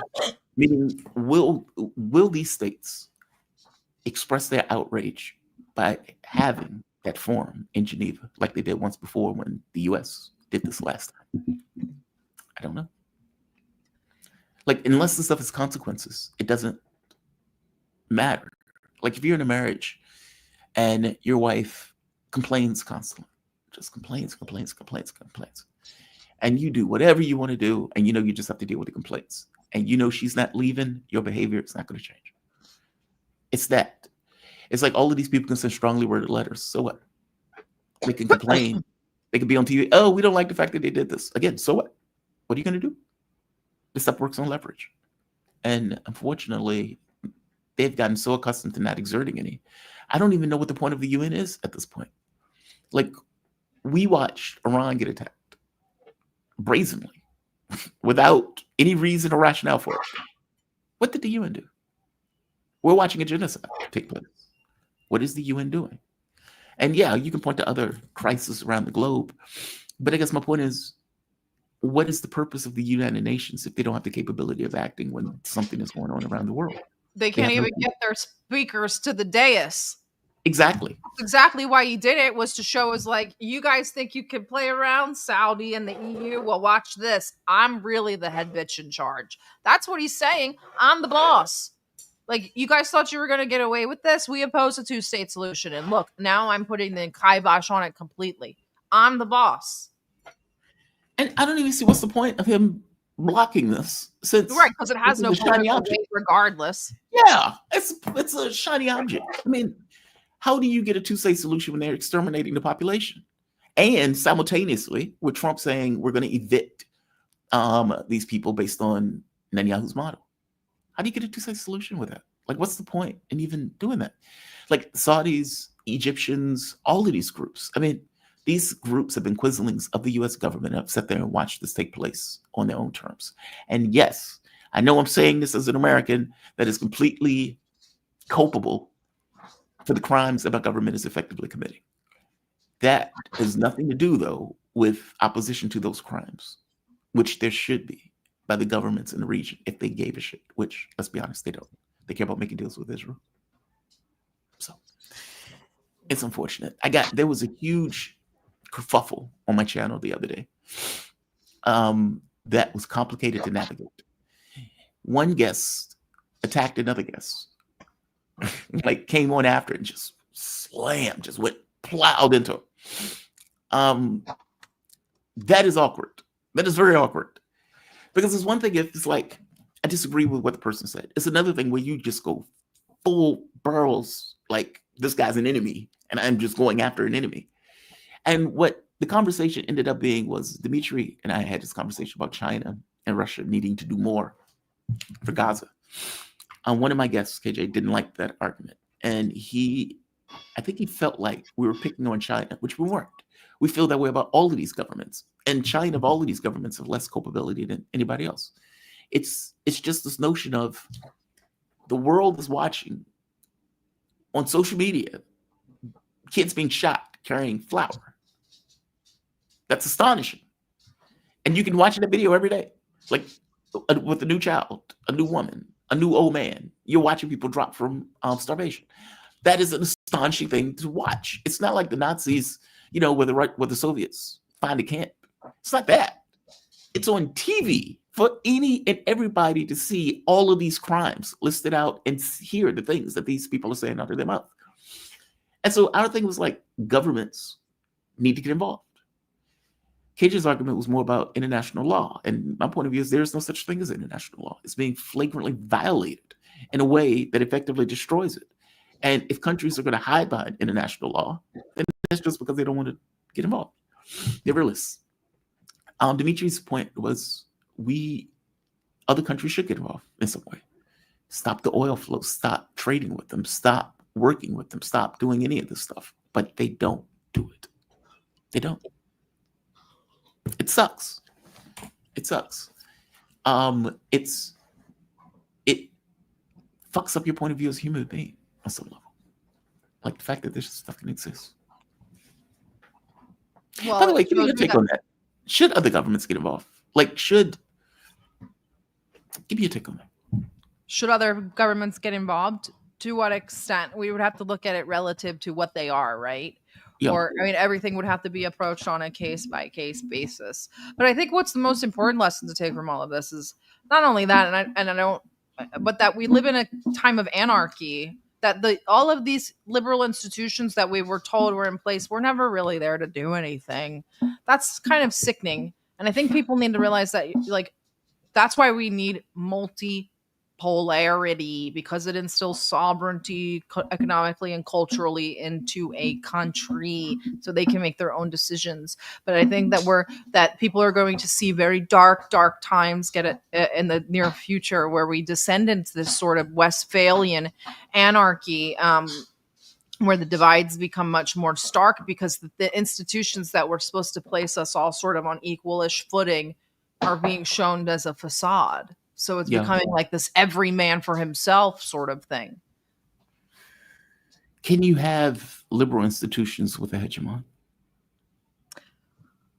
If the hegemon doesn't enforce them, then no. And that's the thing. Like the hegemon, if you are going to be the hegemon, then you have the responsibility to uphold these liberal institutions. You are basically the head of them. And that's how the United States was really seen, as the head of NATO, one of the heads, if not the head of the United Nations.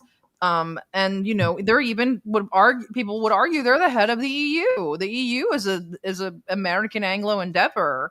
The Anglos left, but That was America that pushed the EU because they wanted a full economic zone that they could take advantage of. So, and if the hegemon is not going to uphold the ICC and the ICJ, I mean, the hegemon's not even a signatory to those agreements. So it's like, if they're only worth as much as the people that support them. Agreed. Who is enforcing these mechanisms? And you can't, right? Because the West has politicized them for so long that when it was time, there's nothing they can enforce, right? Yeah. And it's just the same thing with the UN. They used the UN as a cudgel to beat down the Arab nations, to beat down the Palestinians, to make sure they would never have a state, to make sure they would never have the right to return home. The UN failed on that on all fronts, and some would say purposely, and the Israelis used that to their advantage and whatnot. And now they have the audacity to say, we're done with this plaything. Now you don't get to use the mechanisms that we put in place to actually function in the way that they should. We're just going to yank the carpet out from underneath you. And so that's where we're at. And you even have most of MAGA, especially the cultists, are saying, get out of the UN. The UN's pointless. The UN was our thing. If the UN is pointless and it's ruined, that's our fault. That's why it's in New York City. It's ours. I don't understand this. Or NATO's a big waste of money. Then that's our fault. We're in charge of NATO. What are you talking about? It's a huge failure. But yes, and that's important. I'm glad you asked the question about the hegemon, because you're only as good as the hegemon. And if you have only one hegemon, then you have one single point of failure. And we're watching that right now as the United States and its alt account Israel start to collapse. All of the liberal institutions are coming down with them. Yeah, agreed. That was a good question. You got me on a little bit of a tangent. Well, it's a philosophical one. I mean, you're only as good as your hegemon. Meaning, if the U.S. goes into Iraq, kills 1 million Iraqis, who's the Leviathan that imparts cost to the hegemon in that case? Nobody. God. God doesn't get involved. Right. Yeah. So it's how do you have these institutions? You would almost have to have this kind of political formality or this ideological rigor that goes around the planet of institutions, governance, historical context, and those type of things. We don't have any of those things. As you point out, we are the ones who wanted the United Nations. We just had a world war. It was our invention. Yeah. What was it called? The League of Nations. League of Nations. And then that failed under Woodrow Wilson, but eventually became the United Nations. Right. Yeah, we wanted this stuff. That's what makes us suck so bad. But that's also the cycle of things, we were in a certain sort of system of empire. That system collapsed. The pendulum swings. Everybody wants liberalism. We get all these crazy liberal institutions, right? We go through 100 years. Well, that's exaggerating, but it's 60, 80 years of liberalism. Now the pendulum, now we're coming to a breaking point. We're going into a very large conflict, and the pendulum will swing again. And I think it's going to swing back to nationalism or ethnocentrism, which means a lot more wars. But I do think that that's where we're going to go. Yeah, because that's the pendulum swings from liberalism. You get back into this sort of nationalistic, a little bit more isolationist, and then multipolarity becomes more of a possibility. But things have to explode first, and they're really on that way. Have you looked at even sociologically, Europe is about to explode. The UK is almost on fire, and so it's all these sort of indications that things are we're getting to a breaking point. France needs money for the IMF. Estonia just pledged up to the Ukraine, and then goes, but we'll have to take out a $3.6 billion loan from the EU to do it. That's astonishing, right? How do you do that? That blows my mind. The Trump administration is out here bragging, Europe is paying for it all. Europe is paying for it all. It's all on them. It's all on them.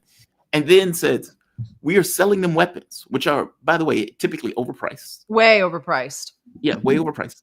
And on top of being overpriced, we're adding a 10% markup just for shits and giggles. Shits and gigs, yep. And they are bragging. It's not even haha, look at what we did. How stupid it is. It's not that. It's, we think so lowly of you. that we will tell you that we are overcharging you for these items. That's mind blowing. And then if you rando European, rando German, hear that. And then you hear America saying, hey, you guys have been living too high off the hog. So we need to cut your social services because, Ukraine needs more money and weapons. That's outrageous. Your industries are collapsing. I mean, you can look at the German auto industry. All of those industries have been going up in smoke. All of those people have been losing their jobs. They're in recession again. And you have all of these countries that are still pledging like $100 billion in weapons, despite their own economies going up in smoke. That is an amazing thing. Now, the catch becomes, how long can Europe do that? That's the catch. How long can America do what America is doing right now? That's the catch. If America collapses in 10 years, like financially, you have a new norm. I don't know if we go back into this just pure nationalism, maybe. I think we need something else. There has to be something else better than this. Like this pendulum can't just be this pendulum, especially when you get this kind of technological advantage that you can utilize. We have to organize some other way. This shit doesn't work. I know that's pretty egalitarian, but I think it's true. Well, we need something. Something has to give. Yeah. I hope people are watching the United States and understand that this is what happens in late stage capitalism, where the empire just starts to just claw at everything around it. Venezuela, Gaza, Syria, Iran, take it, Taiwan. They do not care. This is late stage capitalism. Not even that, you're not here, but the commodification of everything is just getting obscene. Like, we're commodifying our children. They're commodifying everything. Like, they commodified our medical records for money to go back into the government. This is so insane. The commodification of literally everything, the gig economy. This is late stage capitalism. It's falling in on itself. You know that they're selling lots of land to build rent. You build a home on it that you're going to rent from Zillow. Like, you will own nothing here anymore. Yeah. Again, this is their way of trying to make as much cash as possible. It's just, it sucks. It's what do you call it? A wealth pump, where you extract wealth from the working class and you just keep extracting. So rents go up. You find ways. I was with a company during my time as a software engineer, and I am sitting in a meeting. They made a product, because we used to do software in shop in this particular place. I'm not going to name the place in Richmond. But they made a product. They made an app. And nobody was using it because it sucked. And so then they were like, well, hey, why don't we do this? Why don't we just not tell people about it, add it to our main product, and increase the price of the main product? Now, I'm sitting in a meeting like, whoa, is that right? Like, because you've effectively told everybody in this meeting that the product is unliked, unwanted. And so you're going to force it on people, knowing people aren't going to use it, but you're going to charge them for it anyway. They were like, who let the socialists in the room? And I'm like, but my point is legit. You guys are adding something to people that they wouldn't buy on a free thing. And finally, the boss pops up and was like, hey, wait, is this right? Is this right? He was like just out of it. He wasn't even paying attention until he heard that part. In which case, they calmed them down and say, yeah, everything is good. In which they did. Anyway, they went about with it. That's our system. I mean, that it sucks, but it's not like they're doing it for you.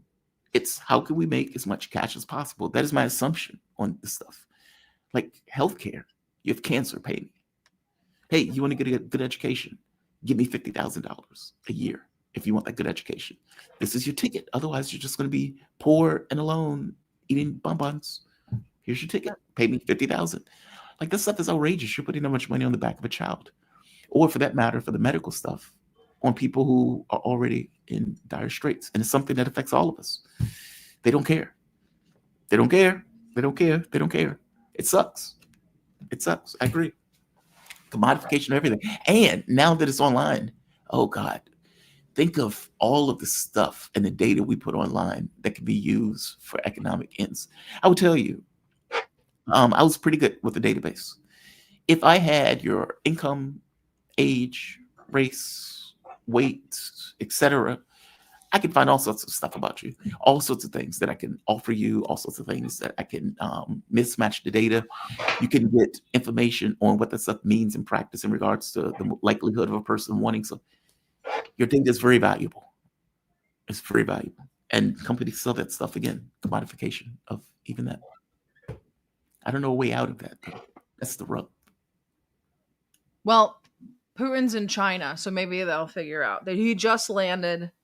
I just saw the live feed, so maybe they'll come together and save us all. I don't think they'll save us, but maybe they'll at least save themselves. Modi is going to be there also, right? Modi. They're all going, bro. They're Yeah. all going. And that's why I keep on trolling people like, I told you he was the best thing for multipolarity. He brought India and China back together. Xi, that's another story that happened this week. I will be much better next week. And now that I know how this is sort of rolling, but that also happened this week. In a letter from Xi to his counterpart, I can't remember her name. It's a female. He wrote her a letter saying the tango between the dragon and the tiger or the elephant begins. China wants to rekindle relations, work out this border issue, and like keep it moving. They are ready to. Trump has done the unthinkable. He's done the absolute impossible. You thought that the impossible was getting Armenia and Azerbaijan in a treaty, but the impossible was bringing Modi to China, and he succeeded in that. Big, the big deal. This is the first time Modi's been to China in 7 years. Is it? Yeah, he effed up. He effed up. Well, why do you think that, like, this goes to the whole hubris thing, right? Like, any good sense would say India is the best friend that you have in BRICS. They want to play both sides. Work with them to do that. Because you may be able to destabilize this Zero organization. foresight, zero pragmatism. You will always get that out of the Americans, where you see these civilization states, especially India and China, to sort of sit back and have a 50-year, 100-year, and 200-year plan. The United States is like, we got to get to the midterms. How do we get to the midterms? Do you know what I mean? And that's why you see this sort of schizoid going up against this sort of calm and collected. Like, what are you doing? But is it just hubris? Like, I'm Donald Trump. I'm the president. Like, I'll give you an example. I'll give you a Star Trek example. So, Christopher Pike. I don't know if you've ever watched Strange New Worlds. Christopher Pike, captain of the ship, he goes down because he needs to get what's called a quote-unquote time crystal. You can ignore these parts, but it gives context. A time crystal. And getting the time crystal, when you touch it, it tells you your future. Now, anybody who watched Trek knows Pike's future, but Pike as a character doesn't know his future. He touches it and he sees himself getting effectively burned alive. Like, he lives, but he's in this little wheelchair where you have to hit a button for yes or no because he can't. He's all fucked up. Pike recoils, falls back, and is terrified, complete panic. And he is told, if you take the crystal, that's your fate. Meaning, you can take it, but you're stuck with that particular fate if you take it. Pike, freaked out, sweaty, he composes himself. He said, I am a starship captain. It is my responsibility. And he takes it. In that moment, Pike was more than a man. Because any random man would have said, I'm getting the F out of here. That's not going to be my future. I'm not going to get burned alive, etc. Meaning, the man is exceeded by the office. And so you may have a president that thinks of himself as a president as opposed to a human being working with another human being for the best interest of so-and-so. But instead, I need to seem presidential. I need to seem strong. I need to seem superior to the Indians in this case. So instead of me just working with Modi like a person, I'm going to be the bully. And I'm going to try to bully him like I bullied all of these other countries. And without knowing the history of India, the whole record of colonialism, all of that stuff, he blunders. And Modi tells him to fuck off.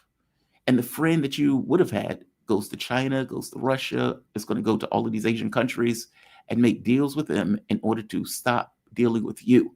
India is going to be burning Trump in effigy, which I think they did. They're going to be buying Indian products more. Like, it's a disaster. Like he just blundered into it because of his own ego and hubris. It's just wild to me. Yeah. And he doesn't seem to be changing. He doesn't seem to be changing. Do you think they're going to be able to mend fences? No. Really? You're cynical, somebody. You know that? Well, I know you're going to say yes, so I have to balance it out. Why are they not going to be able to mend fences? Because Trump's just not like that. You're talking about No, Trump? no, not between Trump. I mean, between India and China.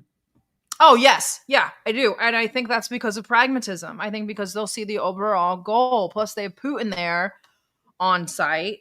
And, it'll be a three-way conversation. And Kim is there. So, I mean, this is a very, very important visit with very important conversations. I do think they'll be able to mend fences. There's been progress in those border talks for a very long time.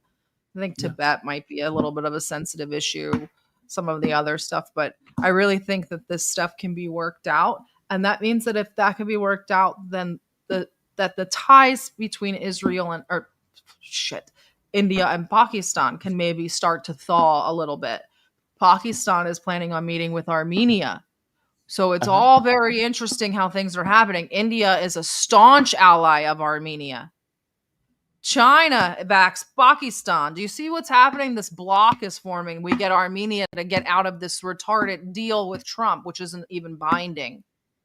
Like, it's all, you can see this sort of block forming, this Eastern bloc. I hate to call it that, but I do think that they'll mend fences because it's more important.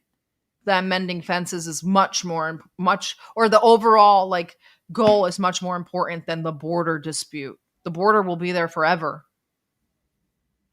Do you think they see themselves when we look at these issues like Iran, China, Russia, North Korea, India, et cetera, we often look at them in this kind of larger, let's say, future history context. Like almost in a strategic sense, almost like if you were looking down at a board and you're saying, okay, you all need to work together because they're coming for your life. And you need to know that. And so I get the nationalism stuff, but there are things that exceed nationalism, which is your own self-interest, which is served by being together. Do you think they see it in those terms? I mean, oftentimes these petty disputes seem to get in the way of a lot of that stuff. And Modi got his wake-up call with the tariffs, but if it wasn't for that, Modi would still be trying to play both sides. I think that the Modi got his wake-up call with the war, when that war did not go well for India, and all Trump wanted to do in the end was get a Nobel Peace Prize off it, and that rubbed the Indians the very wrong way, and Trump lied about them and said that they wanted to nominate him for the Nobel Peace Prize, and they came right out and said, no, we did not. No, we didn't. And the Pakistanis were like, we did.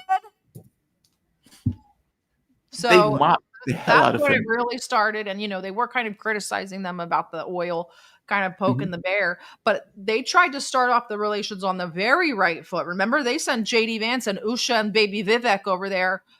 First thing, they ran right over India to make sure that those relations were good. So it's very interesting. There are all these pictures with Trump hugging Modi hugging Trump, and all this stuff. And I guess Modi felt blindsided. Oh, yeah. Apparently, India we talked about it on Thursday. India has a very strong policy of trying to cultivate as many allies as they can, and not even in a slick way. It's in a friendly way. They're very bizarre in their foreign policy, but that's just how they are. And that all you have to do is kind of not rock the boat a bunch, and India's fine with it. And I'm actually impressed to see India say, enough is enough. We'll get our oil from wherever the hell we want. Not only that, but now we're going to China. Give Trump the Peace Prize. Give him the Peace Prize. Give him the Multipolarity Prize. Yeah. Yeah, he did the possible.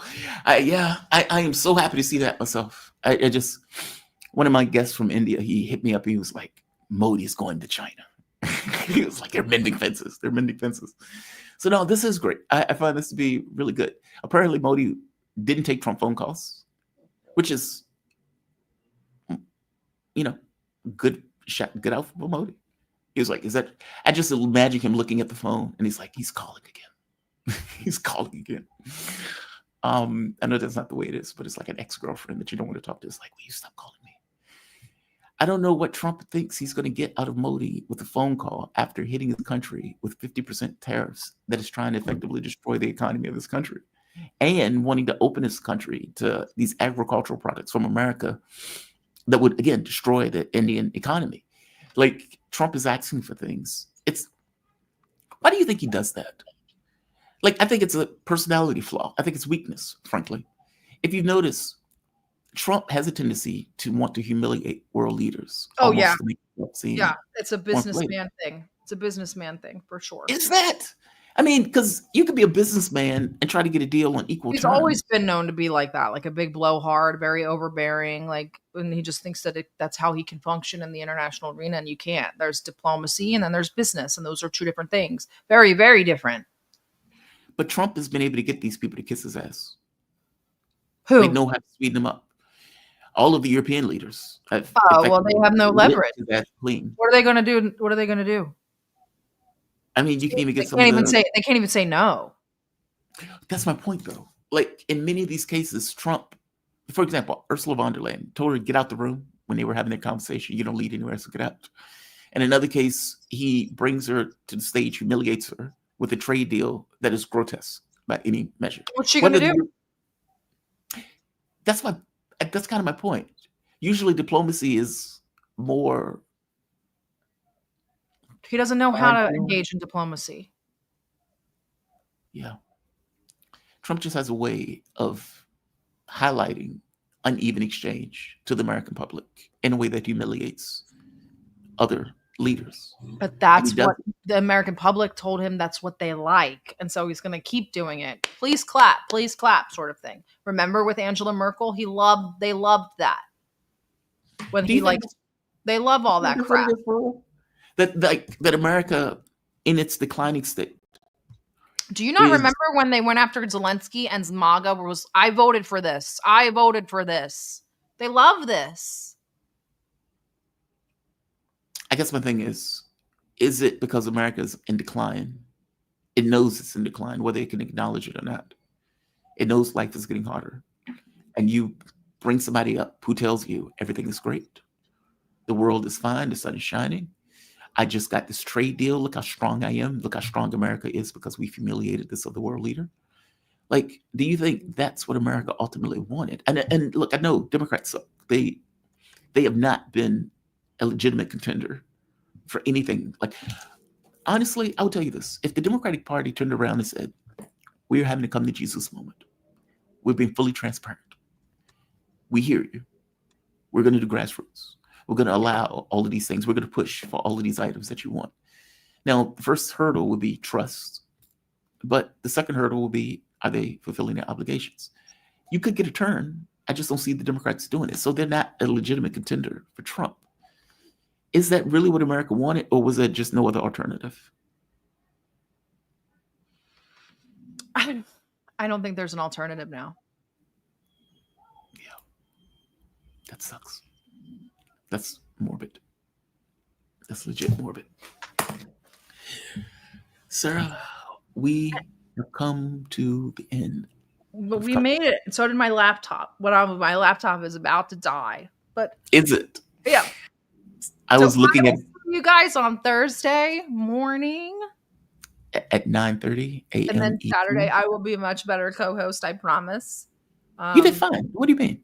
Well, I would. Well, now I know the flow. I'll have some. Well, my only thought was I would kind of like. God, I don't want to pull up another show. The Hill, or like the way Faultless was a little bit different, but kind of like I guess The Hill. Where I would like. Well, I'll talk to you offline. But yep. But have a good rest of your weekend. Thank you. All right, guys. I am going. Oh, let me get the chats. We have chats. Oh yeah. We have birthday wishes. So, happy birthday. Happy birthday, Jamal, philosopher of philosophical wisdom. Thank you, philosophical wisdom. I appreciate that. Wandy USA, member for 2 months. Happy birthday, Jamal. TYT is paying attention to MTG. I don't regret voting for Trump. Fair enough. Despite MAGA betrayal, he pulled an Obama. Okay. Yeah, I'll go with that. Well, good call, Christopher Newton. Good call. Yep, it's a just in case if you're on blocks for most. Yeah, probably. Venezuela oil if Iran blocks Hormuz. Oh, that's a good point. Mhm. See, I think it has a lot to do with the fact that Russia and China are more involved in it, meaning you have countries that are now more involved in our hemisphere. And if you look at China, there's this map, this great map that shows American influence, Chinese influence over the course of, let's say, 50 years. And Chinese influences all through Africa, all through South America, etc. We're waning in our influence. It could have something to do with that also. So I don't know. It's just weird. This doesn't seem to be the ability, like that battle group doesn't seem to be enough to take a country. But who knows? On Wanda USA, most of the US presidents are related by blood. Really? Well, I know Dick Cheney and Obama were cousins. Did you know that? Sir? No. About Dick Cheney and Obama? No. Yeah. Apparently, Obama got one of those heredity tests. I don't mean cousins directly, but that they were genetically somewhere down the line related to one another. Go figure. Small world. Worm bat, pop it in here. What is this? Props for Sarah and Jamal. Sarah, I would tell you this before closing. You have really grown on this audience. Oh, really? The first, initially, I was looking at the chat like, what the fuck is wrong with you people? And I remember one chat I said, if all of you leave and have one sub, Sarah will still be here with that one subscriber watching. And somewhere along the way, it became, Sarah is awesome. Sarah is great. Jamal, you're wrong. Sarah is right. Yeah, you've grown on them. So that's good. I appreciate that. Like a cancer. No, like a, I don't know, a loving fungus or something that doesn't kill, but it's life. All right, guys, I'm going to end this. I'm going to say like, I'm going to say share, I'm going to say subscribe. Oh, what is that, Oscar? For some reason, Oscar came in. It's an alien. Look at him. I miss my dogs. I legit miss my dogs. All right, guys, you be safe. And we have 4,073 people here. Whoa. 4,084. 4,079. Yeah, 4,000. Let's go. Yeah, that's a damn good show. I got to be honest, I didn't expect that many people. I didn't know what to expect, to be honest, but then we'll do it again on next Saturday. We'll see you guys next Saturday. My laptop is going to die. I have to go. Bye. I love you guys. Bye. Have a good one. Bye-bye. All right, guys, close it off. You guys have a fantastic day. I'm going to end this. Sarah's fantastic. And we plan to do this every Saturday at the same time. Yeah. Who's a good boy? I know, right? I know. I miss my dog so much. I was watching this Instagram post, and they were talking about dogs like just doing wild shit, like eating, like the way they were eating food, stealing foods, and all this other stuff. And it's like, okay, for one, you guys have trained your dogs poorly, and two, if we weren't home, our dogs would do the same thing. They used to do the same thing, so it was good. I'm going to close this because despite it being my birthday, I have to repack and move to another location. I'm going to say this. I've appreciated all of you guys as my audience, and I thank you for being my audience. And I didn't know what to expect when coming back from the radio show. I didn't know if there was going to be an audience with me when I came back from the radio show. But the show, despite initial failures, grew relatively fast in the way that it expanded. I couldn't do that by myself. It took an audience that kind of be patient with my fuck ups as I kind of went through rebuilding this into something else. And I got to be honest, I still don't know what this is ultimately going to be. I feel like I need to do more, or I'm fucking up somewhere that I don't quite see it, like a blind spot. Oftentimes when you have a team, members on the team see things differently. When you're one person, it's one point of view, one thought process. But nevertheless, we move forward. This is, I guess, the start of my solar year, per se. If we're going birthdays. I just want to give you a thanks. You can support the content, PayPal, Patreon, Super Chats, memberships, buy me a coffee, stickers, all those things. You can like the video, you can share the video. All of those things help with the algorithm. But more to the point, I guess from my side, thank you. You guys have made the show what it is. You have a great audience. And I've been on some other shows where the people are lunatics. That is not you. And I don't say that just to say it. I watch your comments. I watch the things that people say. I watch the fights that you guys get into. And for the most part, I know those fights that you guys get into sometimes over the content that we're having, they're mild in comparison to some of the other channels that are racist, sexist, bigoted, just lunatics. Ultimately, there seems to be a humanitarian streak in this audience that I appreciate, and that I want to keep. And I think of it of some degree to be some reflection of myself, by kernels, sometimes by more and others. So I'm giving you my thank you. I'm giving you my thanks. I'm going to have a damn good show for you next week. Some of the slots are full. Ray McGovern is going to be on Monday. I'm going to hit Mark Sloboda. Hopefully he can join. I was going to get Alex Craner for 7 a.m. on Monday, but he came on Friday, so I'm going to have to find a 7 a.m. slot. Yeah, we're going to keep it moving. You guys have my thanks. Like, share, subscribe, and I will see you next week, same time, different physical place, but same esoteric place online. Have a good one, all. Be safe. Be kind to the degree that you could be crying. Yeah, and I disagree with Craner, obviously. Look, there's nothing wrong with disagreeing with a guess. Otherwise, you just have yes men. I mean, I don't have this idea that Trump is playing 4-dimensional chess or 5-dimensional chess. I think what you see is what you get. A weak, ego, mendacious, hubris-filled man. And I say that because he requires adulation at every moment. Who the fuck requires adulation every moment? It's just weird.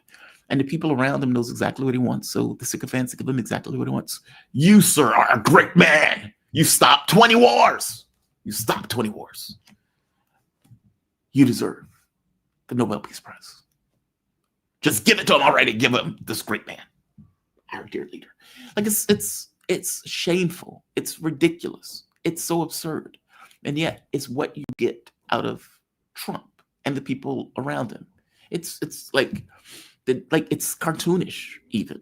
Like you wouldn't even see it in a movie because somebody would believe it. And yet that is the way they effectively function around Trump. My point is that Craner is looking at this through a very particular lens and is creating a model. But I don't think his model is correct, nor do I think his model works. There are things that can't be explained in that model. If you are right, why is Trump shaking hand with the jihadists? If you are right, why doesn't Trump just walk from the Ukraine war? If you are right, why doesn't so-and-so? But Craner can make a coherent argument for that particular point of view and just make the point of saying, look, I don't know. There's a gap in my thinking on this, but this is the coherent way that I'm thinking about this. I do think he's right that the dollar may collapse or that the U.S. economy may collapse at some point, and that people are positioning themselves to deal with that reality, even though all of us are going to be hurt by it. That may be true. But this notion that a capitalist is fighting the quote unquote globalists, I don't buy it. I just don't buy it. I don't buy the model. I don't buy the theory. I don't buy the hypothesis. I think what you see is what you get. A rich, petty man who knows very little about the world. Whatever he knows about real estate, he went bankrupt X number of times, so put that in question marks. But it's functioning from this place of hubris. Hubris is not a survival trait. And in the context of trying to stop wars, hubris doesn't get you there. In the context of trying to quote unquote make peace, hubris doesn't get you there. And the fact that these tariffs were effectively revoked by a judge of the appellate court, it doesn't take effect yet. I think it takes effect in October if it doesn't go to the Supreme Court first. Then all of this stuff would have been for naught. You spent the first 3 months doing something that the court just told you was illegal. So, yeah, we have a different idea in mind. This is not a man fighting the globalists with certain negative consequences taking place around the globe. Donald Trump has every capability of ending the war in Ukraine. He could just walk.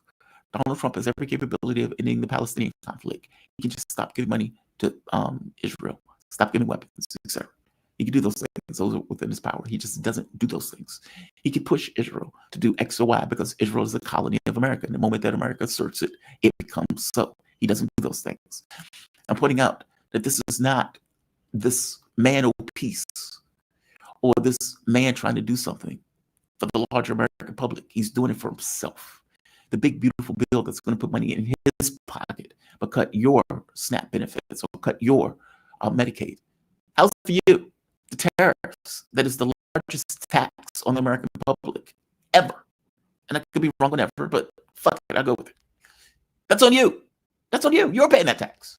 Your products are going to be more expensive. Meaning he is materially making your life worse as he goes about setting fires around the globe. When he's attacked Iran, that's out the blue. Who's he doing that for? He's not doing it for us. When he's shaking hands with a jihadist, a head chopper, a literal head chopper, who's apparently going to the UN. I chopped some heads in my youth, but I got arthritis in my chopping hands, so I stopped chopping heads. What's he doing that for? So, I get some people are into the MAGA stuff, and they have devoted themselves into believing and twisting themselves into pretzels. Like the spoon doesn't exist. It's not a spoon. It's not really a spoon. The spoon is not really there. There is no spoon. No, there's a spoon. There's no spoon. If you shape your perception, then you can bend the spoon. No, it doesn't work that way. It doesn't work that way. It doesn't. You have to accommodate that into whatever model you're coming up with in regards to trying to explain Trump.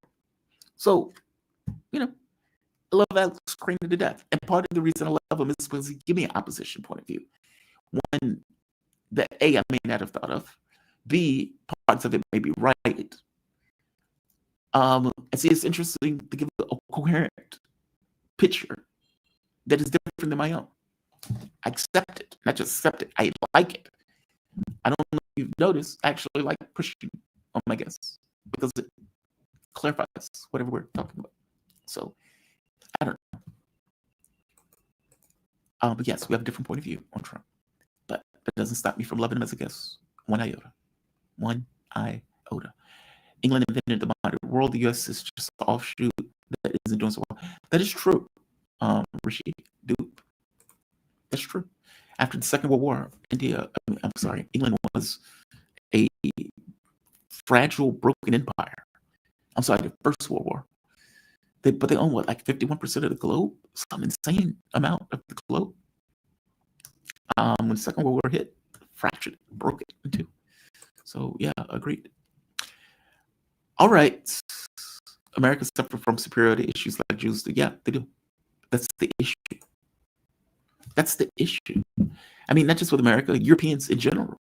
We're morally superior. We're ethically superior. Our financial system and economic system is superior. This is a garden, etc. How's that garden looking right now? How's that garden looking? With the UK no longer a first world country, and with many of those other countries losing economic capability because their garden apparently ran on Russian gas, and they didn't necessarily want to acknowledge that it ran on Russian. They say this stuff outside the context of reality. When Europe has gotten to the point where it goes to China and say, hey, you need to share your technological stuff with us. Really? Do they? When China did that, the U.S. said it was stealing. So let's stay with that. We're not doing it because that's stealing. Europe is being left behind. They're irrelevant as a landmass at this point, especially from the standpoint of military force, and even from the point of diplomatic might. And so it's like you went from being masters of the world to vassals, where you have to go and give tribute to the United States with Trump humiliating all of you, except for Maloney. Never you, Maloney. Never you, Maloney. All right. I'm going to end this because I'm rattling, and like I said, I am what's the word I'm looking for? Procrastinating because I don't want to fucking pack up again.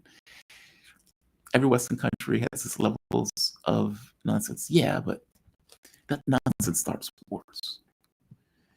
Because that's that level of nonsense. What is my rule? Racist people don't see the world clearly.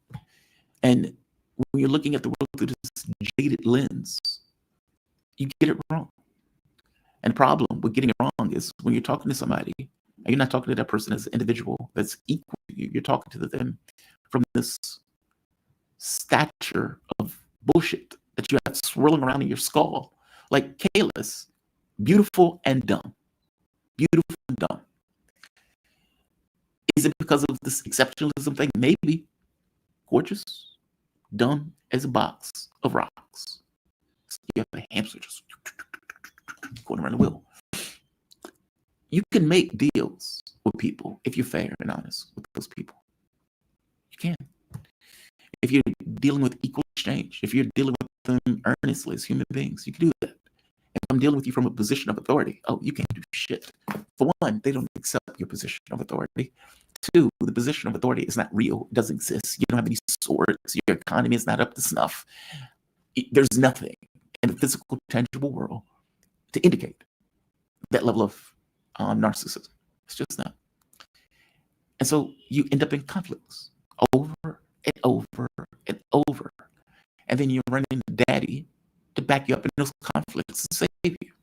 Why do you need daddy if you feel that strongly about whatever the hell you're talking about getting involved in? Right? Like, we can't be China. If we can't be Russia, how are we going to be China? I mean, Russia's such a smaller country, and China's a bigger country. And so I just don't understand how we're going to do that. It's like, Kayla, could you please just sit the fuck down and shut up? Please just sit down. All right. I am legitimately indignant. Like, share, subscribe. Sarah Bils is fantastic. She's going to make a great co-host. I think, we'll see. You only know over time. But so far, she's been great. Have a good one. Be safe.